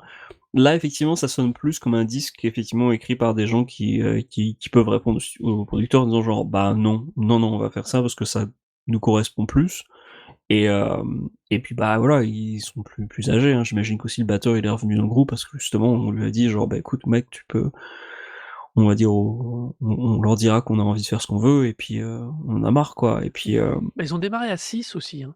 Au départ, tu avais les 2 frères Faro, un bassiste, et un leader vocal en supplément et ils ont rajouté un guitare rythmique au début. Là, moi, je trouve que la forme à 3, c'est pareil, c'est peut-être le fait d'avoir épuré, c'est très, très étonnant. Je trouve qu'on peut «lire» entre guillemets le parcours du groupe et l'intention jusqu'au point actuel dans le line-up et dans le style des albums. Il y a quelque chose de alors, comme je dis, ils sont peut-être pas spécialement très passionnants ces albums d'avant, mais c'est super rigolo, super intéressant de voir la progression artistique, l'ajustement artistique du groupe jusqu'à cet album qui, comme on ne cesse de le dire depuis quelques minutes, c'est vraiment eux, à défaut de ouais. faire ce qu'il y a dans l'époque et c'est super intéressant. Alors le groupe est en pause depuis 2023, depuis la fin de leur tournée avec le Eras Tour justement. Ouais, et C'était puis leur elle, dernier elle a album. sorti, 2 disques solo, je crois. Il y en a un en Elle a sorti un album 2023, solo et ensuite elle a sorti un album solo derrière, 2025, et Goddess of Bachelorette Party, qui a été nominé au Grammy d'ailleurs. voilà. Et ensuite, là, elle vient de lancer un tout nouveau projet qui s'appelle Power Snatch. On a sorti il y a 4 titres qui sont sortis. 3 titres, 4 titres, ouais. 3-4 titres, je sais plus, 3. On a Moi, j'ai 3 quoi, il ouais. y en a un, il y a Cinnamon sur Tidal, ça je sais, Au mais fait, c'est sorti sur, Bandcamp. c'est ça et c'est sur le Bandcamp où on a tout. C'est bien, j'aime bien. Je suis pressé de voir ce que ça peut donner. Il y a un truc. Ouais. Elle est revenue avec sa elle a à nouveau refait un travail sur sa voix, qu'est-ce qu'elle la maîtrise, c'est ouf, quoi. C'est incroyable. C'est une vraie bonne chanteuse, hein, pour Ouais, le ouais. coup, je suis toi quand il disait genre, ouais, elle tenait bien la scène, mais en même temps, enfin, tu sais, moi ça me tue qu'en Europe, en fait, c'est eux qu'ouvraient pour Taylor Swift. Alors je sais bien que Taylor Swift, c'est incroyable en termes de volume de vente, de fans, enfin c'est Ouais. ouf. Mais enfin, aux États-Unis, je pense que si ça fait pas des stades, ça fait des grandes, grandes salles, quoi. Ça c'est habitué à faire des grandes, grandes, grandes, grandes salles, Ah! à tenir des grandes scènes, je pense, aux États-Unis. Bah, on en revient à leur origine et la manière dont ils tournaient, c'est quand même un groupe qui a pas de souci de succès en termes de Ah oui, vente. non, Ils ont très bien marché, leurs albums se sont vendus, ils avaient une base, de toute oui, façon puis et en comme on plus, dit, si Atlantic a accepté de faire un deal pareil en disant genre: «Bon OK, on va faire on veut que toi, mais au final, bon OK, on te veut tellement Elle a fait une Iggy Pop. Voilà, on te veut tellement toi qu'on va faire un compromis. Ils ont quand même foutu le budget marketing, tu vois. Oui, Je pense qu'ils ont dû booster à max. Moi, là, je te dis, j'en reviens sur ça. Apparemment, quand j'en ai entendu parler, c'était souvent des interviews des fois de mecs qui étaient assez âgés qui disaient genre ah ouais mes enfants écoutent Paramore, tu vois. Ouais, genre c'est cool mais ils écoutent Paramore, mmh, tu vois. J'étais genre ah ok d'accord bon bah tu sais, pour moi ça disait tout, ça voulait tout dire quoi. C'était genre ah ok donc si j'avais 13-14 ans à cette époque-là, j'écouterais peut-être Paramore. Bon bah là j'ai 25-27 ans, tu vois, à l'époque, c'est pas, enfin voilà, j'ai pas besoin d'aller mmh, écouter ça, tu vois, c'est pas pour moi, je laisse ça aux gens, amusez-vous bien avec ça, moi j'ai d'autres trucs à écouter, quoi. Mais là on arrive quand même à un disque, pour en finir sur ça peut-être, c'est vraiment le disque parfait que tu peux attendre d'un groupe de musiciens qui a traversé des tas de galères et du coup a plein de trucs à raconter. mmh. Hem Il y a vraiment d'ailleurs, le morceau d Liar vers la fin, moi je trouve c'est sublime, Ouais. sur, qui fait très morceau rupture quoi, morceau Oui. post-divorce. Mais du coup qui est un très, très beau morceau quoi, donc ça c'est un des titres que j'ai préféré sur l'album. Mmh. Ouais, non, ouais. Moi, je te dis, je reste sur, le premier This Is Why et puis il y a un t le C'est comme ça est très étrange, mais il reste dans la tête et puis Running Out of Time. C'est pour moi, Ouais. Running Out of Time, il y a un truc dedans, et puis c'est pas c'est là, enfin, vraiment, il y a un truc qui me plaît de ouf, avec les ruptures avec sa voix, enfin bon, passons. Vois-tu quelque chose à ajouter? Non! Nous allons passer à un alors si, si, moi j'ai un truc à Ah ajouter. ah! Allez voir son site alleswilliams.net. Il est, en mode, rétro Windows, c'est à Ah ouais? mourir de rire. Il est ouf, et il y a des trucs cachés. Enfin, c'est assez cool, quoi. Donc voilà, c'était juste ça, je me suis dit: «Faut aller le voir, c'est trop rigolo». Voilà. Donc je reviens à ce que je disais, nous allons faire le petit review des Grammys 2026 pour les artistes de 2025. Quand même, ce serait bien Oui. qu'on en parle un tout petit peu. Donc c'était, que je dise pas de bêtises, la 68e cérémonie des Grammys Awards, qui récompense beaucoup trop de styles musicaux, beaucoup trop de choses musicales, mais qui sont toujours très intéressantes, heu et qui, je trouve, cette année avait, démarré assez fort avec une tonalité un petit peu particulière, puisque dans le contexte américain actuellement, il y avait plein d'artistes qui ont décidé de prendre la parole et de dire des choses. On s'est fait Moi j'avais une petite review de mon côté, toi tu en as fait une du tien. Toi, qu'est-ce que déjà tu as retenu comme fait vraiment, vraiment marquant? Ou que ce soit musicalement ou autre? Alors j'ai dû, passer en revue un peu tout ça, parce qu'il y a plein de trucs que moi j'ai pas écouté ou que j'ai écouté brièvement, donc du coup il y a pas grand d'artistes en fait qui ont été récompensés, qui me plaisaient bien à part Tyler, The Creator. Ouais. En revanche, il y a 2 trucs que j'ai retenus. D'une, c'est, le tribute en fait, l'hommage qui a été rendu à D'Angelo, Mmh. et là pour le coup qui était vraiment magnifique, donc avec, mince, Lauryn Hill, en maîtresse de cérémonie qui donc, invitait au fur et à mesure les différents guests pour faire, des extraits de morceaux de D'Angelo. C'était vraiment très, très, très beau. Magnifique hommage, et le fait qu'il y ait autant de musiciens si talentueux dans différentes disciplines, en fait, qui étaient présentes pour rendre hommage à D'Angelo, montre à quel point, en fait, le type c'était un génie, quoi. Parce que pour le coup, en termes de flow, il était parfait, en termes de son funky, la production était juste irréprochable. Quand il s'agissait de chanter des morceaux, genre sa voix était absolument sublime. Donc c'est très, très, très beau hommage. C'est 11 minutes donc qui ont rendu hommage à D'Angelo et une autre chanteuse, malheureusement le nom m'échappe sur le moment. J'aurais dû prendre des notes sur ça. Mais donc du coup qui était la chanteuse qui est à l'origine du morceau, Killing Me Softly, qui a été ensuite samplé par les Fugees. Et sur Heu laquelle a été l'interprète? voilà, et qui a été qui a été l'interprète. Je retrouve mes Roberta notes, c'était Flack. Roberta Flack, exactement. Merci pour le save. Et puis alors, l'autre truc que j'ai, retenu, parce que pour le coup les albums qui ont reçu des prix, à part, Turnstile, si bah oui, on peut Ouais. parler de Turnstile brièvement. Donc là, bah, c'était cool, hein, voilà, meilleur album rock et meilleure performance métal. Logique. Bah, oui, voilà, parce qu'il y a pas meilleure performance punk ou hardcore, donc forcément, meilleure performance métal. Même si pour le coup, effectivement, c'était un peu genre: «Bon, bah, voilà, OK, on a droit à ça», mais je pense qu'ils étaient quand même contents. Puis, bah, quand même meilleur album rock, là, pour le coup, c'était tout à fait mérité. Mmh. Et puis, bah, meilleure, musique alternative pour, The Cure, meilleur disque de musique alternative pour The Cure avec, Songs of a Lost World. Visiblement, c'était la première fois qu'ils recevaient un Grammy, donc, bon, bah, Ah tant ouais? mieux pour eux. Ouais, effectivement, hein, C'est possible. donc, alors c'était marrant d'ailleurs parce que la catégorie, musique alternative, c'est la catégorie rock-osique puisque, on avait donc, Don't Tap the Glass de Tyler, The Creator, qui pour le coup, Ah! Je connais.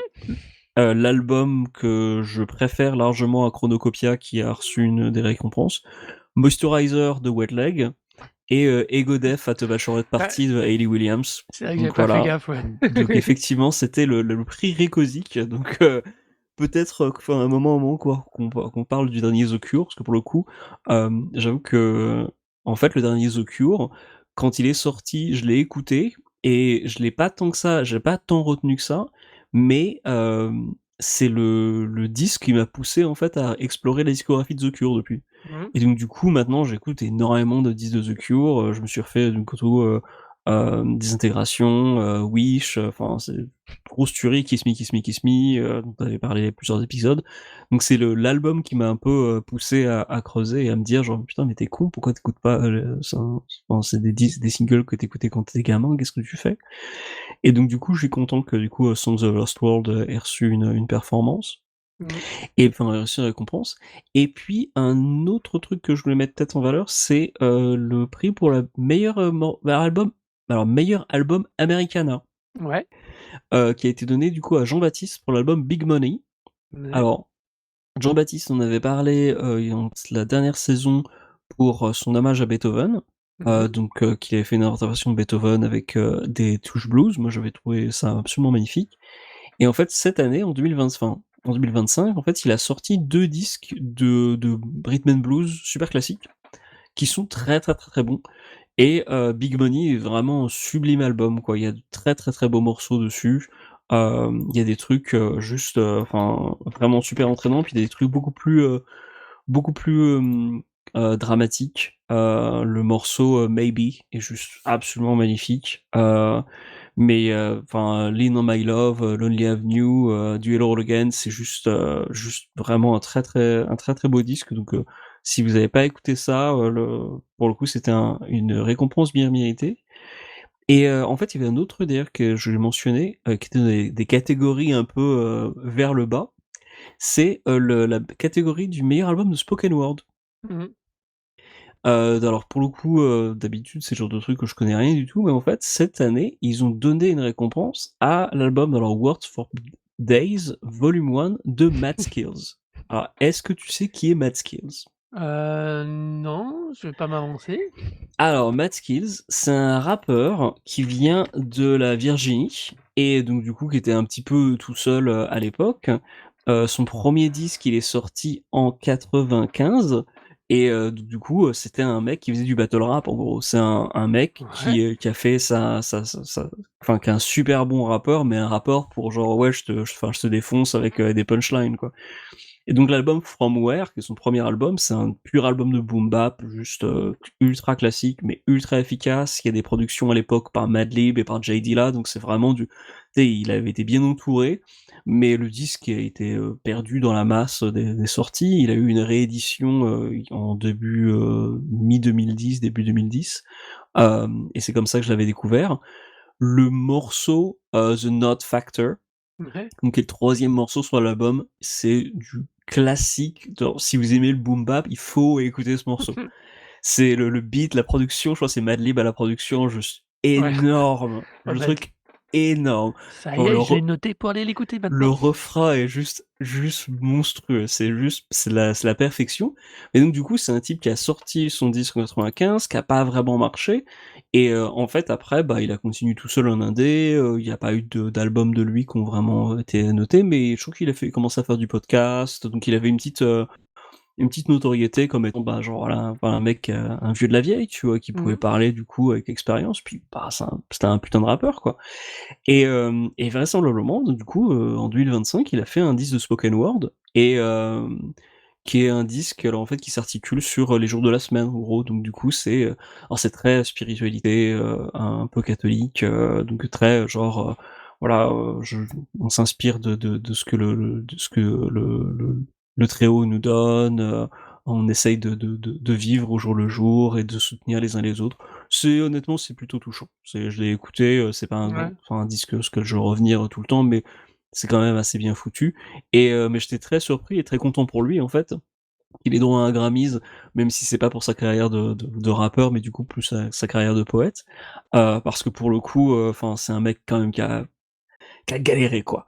Ouais. C'est un mec de l'underground, quoi. C'est un mec qui aurait pu, qui a pas eu droit parce que, bah, les budgets ont été, du coup, sûrement, dirigés Oui. vers d'autres artistes et pas pour le soutenir lui et enfin, je pense qu'il doit être très heureux et je suis très content pour lui parce que pour le coup, enfin, même s'il y avait que à sauver de sa discographie même si From Where, c'était le seul disque à sauver de sa discographie, honnêtement, je le réécoute ça régulièrement, il est cool, quoi. C'est un disque un peu trop long, typiquement de 95 où je crois il y a 20 morceaux, donc tu fais genre, OK, on a peut-être dû en enlever quelques-uns. Non, il y en a 16, pardon, mais voilà, Il est il est un peu massif. chargé. Voilà, t'aurais peut-être dû tailler un peu dans l'art, mais honnêtement, enfin, il se réécoute encore très bien, donc voilà, je suis content pour Matt Skills qu'il ait enfin droit à une reconnaissance, pour son boulot parce que Dieu sait qu'il a bossé, quoi. Donc voilà, des Grammy Awards plutôt cool Ouais. et j'ai encore d'autres trucs à dire, mais tu as peut-être d'autres choses à raconter toi de ce que tu as retenu? Non, on va voir si, non, moi, alors, je vais pas parler de Bad Bunny, parce que je dois vous avouer, on y reviendra peut-être. J'attends de voir ce qui se passe au Super Bowl parce Ah que oui, parce qu'il est l'artiste majeur qui fait l'animation de la mi-temps. Hem, et puis surtout, il a il a pris provoqué position très, très forte, alors contre qu'il Ice.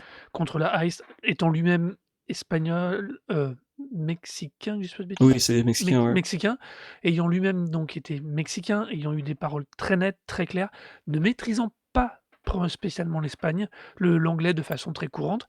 La conférence de presse qu'il a donnée du pré-Super Bowl était de ce point de vue-là assez, pour le coup assez fun. Si pouvez aller voir des extraits, c'est assez rigolo. C'est un peu chiant parce que c'est très, très, convenu comme type d'entretien, mais il y a des moments où il a du mal à comprendre et à formuler la réponse. Il prend le temps, il est très posé. C'est très, très loin de l'image qu'il a sur scène du coup. C'est assez rigolo, c'est assez pertinent. Il a pris une position donc du coup, comme je disais, très tranchée, sachant que s'il y a bien un establishment aux États-Unis qui déteste les vagues, c'est la NFL. Ça va être intéressant, surtout qu'ils ont en plus mis Green Day en groupe de pré-match. Enfin voilà, eux par contre à la conférence de presse, ils ont déjà déclamé, haut et fort qu'ils détestaient la Ice et qu'elle devrait être détruite. Bah, Je ils ont même fait un post, enfin non, Oui, ils ont oui, même fait un speech encourageant les gens du coup qui étaient embauchés dans ICE en fait, donc oui, les services, enfin la Gestapo américaine simplement, oui, mais les services Gestapo. anti-migrants. Ouais, voilà, de dire genre si vous êtes de ça, mais quittez votre boulot parce que enfin Quand c quand tous les mecs au pouvoir vont tomber et ils vont tomber, mais ils vont tous vous larguer, quoi. Et puis Donc prenez la décision c'est dès maintenant de vous barrer parce que vous allez le regretter. Et c'est peut-être la position maligne. la plus maligne et la plus raisonnable, on va dire, enfin pas plus raisonnable, comment dire? C'est celle qui montre le plus de compassion. Parce que Oui, pour le coup, en vrai, en vrai, enfin les mecs qui signent pour ça, je suis désolé, mais oui, on ils va savent où mourir, ils hein, vont. pardon, mais désolé, mais Ils savent où ils vont. même si le message de Bad Bunny et de Green Day était de dire, genre: «Non mais faut tendre la main», écoute mec, tu signé pour faire de la chasse aux immigrés, en semi-clandestin où on s'en bat les couilles, tu vois? Genre, si c'est ça que tu veux faire pour gagner ta vie, I don't know quoi. Je Ouais. sais pas quoi. Bref, Du toujours coup, est-il que ouais. moi, là, je voulais vraiment, du coup, plus revenir sur l'intervention de Billie Eilish. Pareil, qui a été, beaucoup plus, posée, beaucoup plus construite. Bien évidemment, la question était de ne pas parler, de ne pas, évaluer, d'aller contre le ice, mais elle a pris un angle plus personnel, plus historique et j'ai trouvé que du coup, qui était super intéressant, c'est la conclusion de No One is Illegal sur un territoire volé. Heu, Personne n'est illégal quand sur un pays dans un pays qui a été volé. Remet l'intégralité de cette histoire en perspective et de l'histoire américaine et j'ai trouvé qu'au final c'était, heu, super pertinent.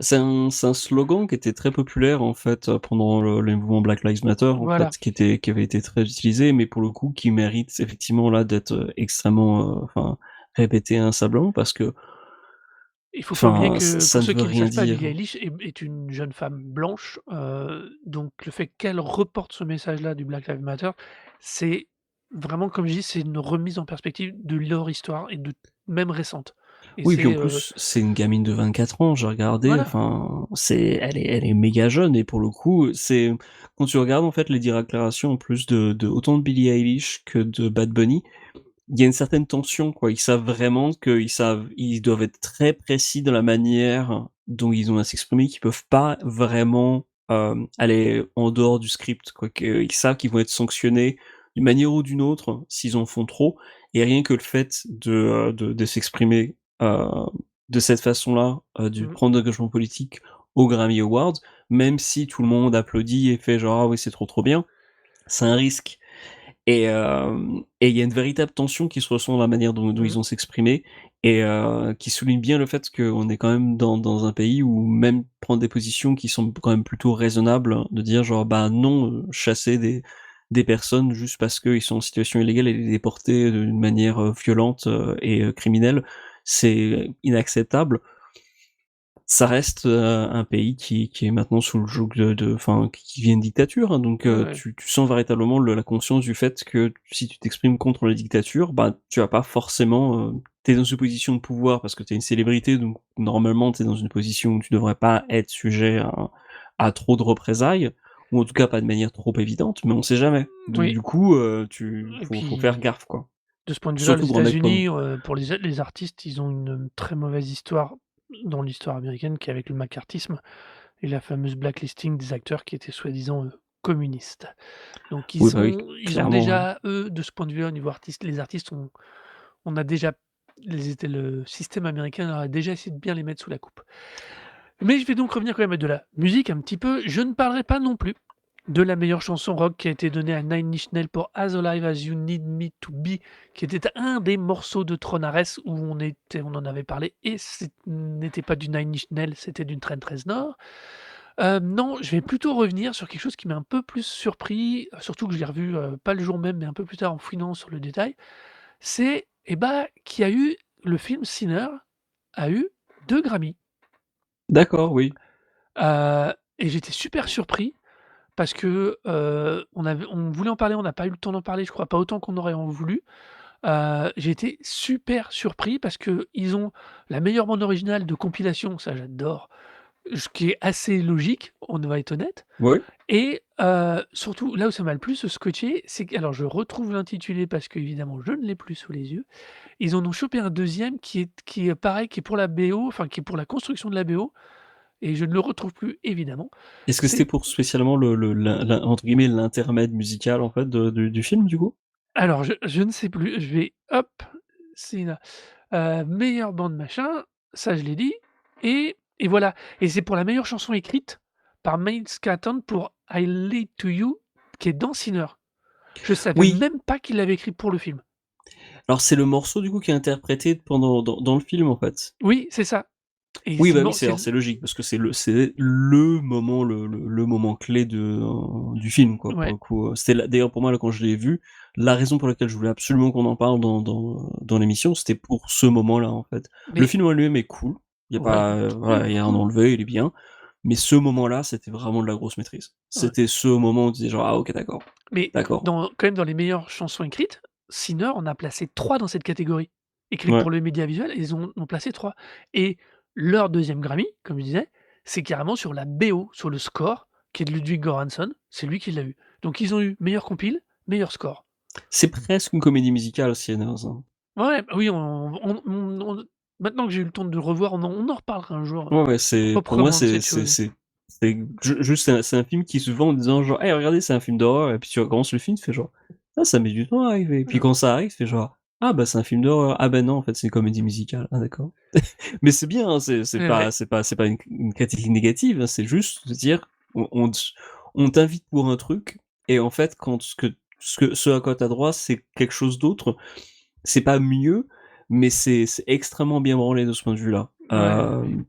Il y a tellement de niveaux de lecture, c'est très, très bien c'est très, très bien pensé. C'est pas le film de la décennie, mais tu sens que derrière, il y a un réalisateur qui va probablement proposer des trucs beaucoup plus intéressants, encore plus intéressants par la suite. Et puis, bah, ouais, Michael B. Jordan dans ses 2 rôles, enfin, Oui, super on casting, vraiment défonce. il va falloir qu'on reparle de Sinner, un de ces 4, peut-être un truc en plus à l'occasion. Dernier truc que j'ai noté moi, par rapport à ça, 2 choses. C Le meilleur clip vidéo, c'est d'Oeshi avec Anxiety. Oui, Je plus sois. Ce clip est ouf. Le montage, l'univers, tout ce qui est amené, il y a des effets de faux plans séquences cutés, enfin, il y a 1000 choses qui ce clip est d'une créativité, et puis visuelle, génialissime. l'album de Doechii est très, très, très bien aussi. Ouais, mais celui-là, on en a déjà parlé, je crois. Non, du tout, c'est moi qui t'ai invité à l'écouter. Hein? Donc non, on n'en a pas encore Alors, parlé on dans va en l'émission. reparler alors. Et puis dernier truc quand même qui m'a aussi quand même doucement fait sourire, le meilleur film musical pour les Grammys, c'est John Williams pour son D'accord. doc dans le documentaire Music by John Williams, que tous ceux qui aiment la musique de film, je vous conseille d'aller voir et pas que la musique des Star Wars ou des Indiana Jones ou de E.T. John Williams donne une gigantesque interview fleuve. Il est, à la au crépuscule de sa vie, on peut dire ça comme ça? Ouais, Ouais. c'est ça. Et il a un regard extrêmement intéressant sur ce qu'il a produit et la manière dont il l'a fait et le documentaire est vraiment passionnant. Voilà. Moi ce que Hem le reste pour as-tu autre chose toi que tu as Bah oui, noté? il y a le tribute à Ozzy, du coup, Ouais, qui par était Matt Malone. bien. Ils font toujours appel maintenant du coup, à Post Malone. Post Malone, Genre, pardon, oui. Post Malone, il y a le bouton rouge, genre, «Eh, besoin d'un tribute à quelqu'un», genre, faites venir Post Malone. C'est genre, alors il chante bien, il y a pas de problème, hein, mais juste, bon, bah, voilà, pourquoi pas. Et j'étais très content, en revanche, de voir que Youngblood, du coup, ait gagné une récompense pour Changes. C'est vrai. Puisque quand on avait parlé du tribute à Ozzy, pour le coup, c'était ce moment-là où autant voilà, il y avait des bonnes reprises, c'était bien, c'était cool. Ce moment-là, tu étais genre: «Ah ouais d'accord, OK, le mec il assure quand même, hein». C'est une vraie et à l'époque, je me souviens très bien avoir dit genre: «Il faut sortir ce truc en single, c'est une performance parfaite». Et donc du coup, bah, voilà, il a eu une récompense pour ça et bah, c'est vraiment pas surprenant quoi. Je pas été trop choqué de voir que, dans tous les morceaux interprétés dans ce concert, en fait, ce soit lui ce soit sa performance qui a eu droit à une récompense. Hem, Ah si, si, quel je rajoutais un dernier truc. Vas-y. La prestation de Spirit Box Mmh. de Soft Spine, heu, elle est je sais pas quoi en penser. Elle C'est un occupe peu la s nul, c'est un peu nul quand même. c'est très, très, très, très étrange. Heu, Elle fait sa voix, mais il y a pas l'énergie qu'on pourrait attendre de ça et ça fait tellement poser que c'est étrange, quoi. C'est pour moi Spirit Box en fait, alors je sais pas s'il y a d'autres morceaux qui sont mieux que ça, mais pour moi en fait c'est typique du métal moderne, c'est-à-dire que les mecs font des riffs à la Meshuggah, mais il y a pas l'énergie, enfin pas l'énergie, mais il y a pas la complexité des trucs à la Meshuggah en fait, qui Oui, rendent du coup les riffs vraiment intéressants, la polyrythmie, tout ça, c'est ce qui fait tout là le charme du groupe. Et là du coup quand les mecs ils font des trucs super, enfin pas bateau, mais beaucoup si, moins complexes, c'est un peu chiant. Alors elle chante bien, effectivement, elle est capable de bien chanter d'ailleurs, elle alterne bien la voix mélodique et la voix criée. mmh, Dans le genre, tu vois, j'ai écouté le dernier album de Poppy, je trouvais ouais, ça mieux foutu. J'ai pas non plus trouvé ça exceptionnel, mais il y a aucun quand j'ai écouté l'album, il y a aucun moment où je me suis emmerdé, tu vois? Il y a aucun moment où j'ai eu un côté cringe, tu vois? J'ai écouté ouais. le disque de Poppy, je me suis dit genre: «Bon, bah, voilà, c'est bien, autant elle a une bonne voix criée qu'une bonne voix chantée, les morceaux sont écrits, correctement, ça passe», tu vois? Spirit Box, bof, tu vois? Alors que Courtney LaPlante, en tant que chanteuse, je l'ai entendue en guest sur d'autres morceaux, notamment sur un album de The Acacia Strain. Ouais, Elle chante très bien, il y a elle pas chante y a pas de problème. Mais ouais, ce morceau-là, honnêtement, enfin, c'est vraiment, vraiment nul. Je bah, comprends pas très balancer bien. ça au Grammy, c'est dommage, ça donne une très mauvaise image du style, quoi.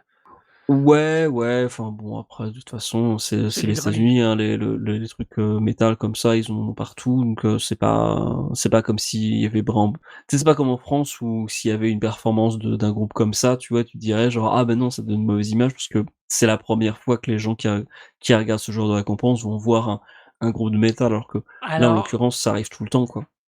pour le coup, je m'arrêtais pas. Les Grammy, il y a quand même une audience un peu plus large et c'est ça que je trouve dommage. Il y a un vrai truc qui me chiffonne dans Ouais. leur performance, c'est qu'au final, elle a l'air d'être à fond, mais c'est la seule du groupe qui a l'air d'être à fond. C'est ça qui est les autres, ils ont juste l'air d'être perdus sur cette immense scène. C'est très étrange. C'est très, très étrange.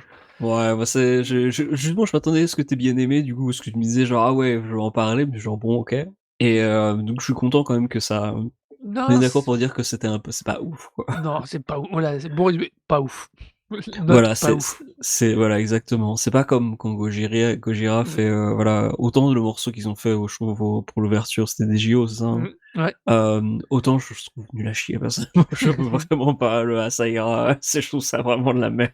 Oui. Mais visuellement ça fonctionne, tu vois? Genre dans le cadre de grande présentation, c'est voilà, ça fonctionne très bien. Après, quand je l'ai rencontré dans le contexte, je me disais genre: «Putain mais enfin, les riffs, il y en a pas, non quoi, c'est genre les tchoukou tchoukou tchoukou comme ça, c'est pas pour moi». Mais Mmh, mais là, ouais, c'était un peu la même chose, sauf que du coup, il y avait rien de visuellement intéressant, donc bon voilà, c'est un peu tombé un peu comme ça. Hem, le Kendrick Lamar, il a reçu pas mal de ouais, récompenses. Perso, je suis pas fan. En revanche, petite mention quand même d'un truc, ouais. c'est que quand du coup, il y a eu la récompense pour, Luther, donc en référence à Luther Vandross, qui est-ce qu'il y avait sur scène avec Kendrick Lamar? Tous ses producteurs, dont un, Kamasi Washington. Washington, ouais, dont on a déjà parlé. Voilà, donc le jazzman qui a été sur la BO de Lazarus. Multi-instrumentiste. Il fait partie des producteurs du coup de Kendrick Lamar depuis, To Pimp a Butterfly. Quoi, aussi Hem, vieux que ça? ouais, il a produit avec, Thundercat et Flying Lotus des morceaux sur To Pimp a Butterfly. Ah ouais, Sinon c'est un mec il a vachement impliqué produit, dans plein putain, de trucs, je hein. j'avais pas Ouais. percuté, ouais. C'est ça, il est Ah en production sur des trucs comme ça. ouais, Et du coup, j'étais content quand j'ai vu le truc, genre: «Ah putain, il y a Kamasi Washington sur scène, du coup, qui a droit à un Grammy, allez, enfin après un freebie parce que du coup, il a contribué, tu vois? mmh, Mais en soi, tu vois, tu vois le mec derrière, tu te dis genre: «Ah tiens, c'est qui ce type?» «Ah bah, c'est un jazzman qui a forcément enfin qui a été sûrement déjà mentionné au Grammy, mmh, dans d'autres catégories, quoi». Donc voilà, c'était juste le truc à mentionner, un peu, à part. Et puis, ouais, ils ont créé une nouvelle catégorie aussi pour, cette année. Ils ont fait enfin, ils ont plusieurs catégories, il y en avait déjà mais il y a une passé. nouvelle catégorie pour la pochette d'album. Oui, Je suis Chromatica, je sais plus. Chromacopia, ouais, de Tyler, the Chromacopia, Creator. ouais. Hem, oui, c'est vrai qu'elle est bien faite. Après, je sais pas qu'est-ce qu'il y avait d'autre de mentionné dans la catégorie. Mais C'est le truc, c'est beaucoup trop tendance pour moi pour être pertinent, ce genre de choses. ouais, mais bah, voilà, elle est enfin, moi, elle est jolie. Bon, En revanche, de Tyler, the Creator, je trouve que l'album qu'il a sorti après, ouais, Don't Tap the Glass, est beaucoup plus cool. Chromacopia, j'aime beaucoup, hein, ce que fait Tyler, the Creator, mmh, mais alors le Chromacopia, je l'ai écouté déjà deux trois fois. À chaque fois, ça passe pas, je m'emmerde. J'ai genre, il y a quelques trucs qui ressortent, mais dans des morceaux, quoi, mais globalement, ça passe pas, quoi. Je trouve que c'est un peu de la par rapport à ce qu'il faisait avant, alors qu'il a sorti des disques vraiment beaucoup plus cool, genre Igor, déjà, c'était vraiment chambé. Hem et puis, bah, enfin, mettons que les 3 premiers de toute façon, ils sont tous, vraiment exceptionnels. ouais. Et puis, ah non, tiens, si, pour moi, son meilleur, c'est quand même, Flower Boy. Là, je le connais Flower pas Boy celui-là. Scumfuck, c'est celui de 2017, je le trouve vraiment exceptionnel. Bon, Donc, pour moi, ça va être le meilleur. Et puis, bah, Call Me If You Get Lost en 2021 était déjà bien. Donc Chromacopia, je trouve que c'est un peu une redite, en fait, par rapport à Call Me If You Get Lost. Et en revanche, dans Type de Glace, c'est un disque électro vraiment différent et là, pour le coup, il a beaucoup plus d'idées, quoi. Hem, est-ce que tu as bien aimé aussi l'hommage l'hommage, la performance pour, Outkast? je l'ai pas vu ça? Tu l'as pas vu? Bah, c'était pas mal. C'était moins impressionnant et moins fou que le tribute à D'Angelo, Ouais. mais du coup, il y avait aussi Tyler, the Creator, qui a fait un couplet, en fait, de Bombs Over Baghdad et Ah, qui j'ai défonce. ouais, bah, j'ai pas fait gaffe, merde, C'était plutôt cool, ah mais bah, je en vais aller voir ça. particulier pour le passage avec Tyler, the Creator. Il y a eu un moment aussi avec Doja Cat qui a fait Miss Jackson. Mmh. Mais je trouve que, alors j'ai trouvé globalement comme il y a des fois des problèmes de micro en fait dans cette perf. Ah, alors, on est Il y d'accord. a, et notamment particulièrement le tribute à Outkast, j'étais un peu en mode genre putain mais il y a des gens qui savent régler les micros aussi parce que il y a quand même des chanteuses ou des chanteurs là qui Mais enfin, des qui savent très bien utiliser leur voix, quoi, qui sont capables, et là, on les entend des fois pas très bien, ou elles sont moins mixées par rapport aux choristes, enfin, qu'est-ce qui se passe, quoi? C'est les Grammys, quoi, genre, Ouais, mais c'est très, faites des très étrange efforts. quand même, hein, parce que, même des fois sur les discours, tu sentais que alors souvent c'est plus compliqué sur les discours parce que les gens ont de l'émotion, ils bougent tout le Ouais, temps, ils bougent pas comme il faut, mais c'est vrai que j'ai trouvé que pour le coup, pour les Grammys, le son était, bof quoi, ouais. vraiment bof, bon, ah, Et est-ce que heu, tu as écouté l'album de FKA Twigs, du coup? non, il est pas encore, j'ai pas encore eu le temps Voilà. de l'écouter. Il est dans mes Sextua, je sais plus si je l'ai écouté, moi, mais la pochette, j'avais gardé en tête. ouais. Et donc oui, ça a eu gagné c'est gagné le prix pour le meilleur album de dance électronique. Mmh. Ouais, mais Donc OK, pourquoi pas là, mais bon. voilà. Et alors attends, si, il y avait un truc que je voulais mentionner aussi, c'est le fait qu'ils aient créé 2 nouvelles catégories pour, donner plus de catégories à country. Maintenant, il y a plus juste meilleur album de country, il y a meilleur album de country traditionnel et Oui, meilleur album de country contemporain. ouais, ouais, ouais, c'est bien, hein. J'ai l'impression pour moi c'était la c'est méchant mais genre c'est le compromis pro-Trump en fait. C'est le faire genre OK. Yeah, on book des artistes qui vous plaisent pas, OK d'accord, mais alors en revanche on vous a donné 2 nous on vous divise votre, Ouais, voilà. C'est un peu comme si tu disais genre OK d'accord, il y a black metal symphonique et black metal, traditionnel. OK d'accord, on a 2 catégories. Hem, il doit y avoir ça en Norvège d'ailleurs, hein, je pense, dans leurs récompenses norvégiennes. ouais. Il doit y avoir au moins 3 catégories pour le black metal, mais là pour le coup, ouais, donc du coup il y avait 2 catégories pour la country, même si de toute façon quand tu regardes un peu donc les catégories, il y a toujours des trucs un peu super précis quoi, où tu dis genre: «OK, comment ça fonctionne?» Le prix du meilleur morceau pour Luther, alors qu'il y a aussi un prix du meilleur morceau, mais qui récompense du coup les compositeurs, alors que le prix du meilleur morceau ça inclut les compositeurs et les interprètes. Et du coup, c'est la confusion totale parce que le prix du meilleur morceau cette année, ça a été pour Wildflower de Billie Eilish. Et donc, du coup, bah, c'est elle qui l'a composé avec son frère. Donc, du coup, ils étaient tous les deux sur scène. Donc, Ouais, ouais, non, mais c'est quand tu regardes les récompenses, tu fais genre, c'est qui exactement? Vous êtes nominé pour quoi? C'est un peu compliqué, hein. non, non, Et mais puis, Olivia Dean, du coup, t'as écouté? Parce que c'est heu, meilleure nouvelle artiste. non, pas encore eu le temps, pareil. J'ai eu trop de trucs à faire ces derniers jours et à écouter d'autres choses et du coup, bah, non, je l'ai pas écouté, je suis désolé. Et bah, c'est sympa. Je sais pas si j'écouterai beaucoup, Alors j'ai mais écouté les 2 premiers morceaux, honnêtement. moi j'ai écouté un morceau de Olivia Dean du coup. Alors j'ai écouté, pour être précis, parce que du coup elle a quand même déjà 2 albums, hein. J'ai écouté le morceau Man I Need. Et Mmh. alors le morceau Man I Need, c'était assez marrant parce que la prod en fait, la manière dont c'est, enfin la musique derrière sa voix, ça fait très Tina Turner des années 80. Ah ouais? C'est sur lequel album, du coup? Sur le Man I Need, c'est c'est alors sur le Missy? c'est sur, non, je crois que c'est sur The Art of Loving. Attends, non, c'est un single à part. Je sais pas s'il est, The Art of Loving. Non, tu as raison, Non, c'est sur The il est Art of sur The Art Loving. of Loving, ouais.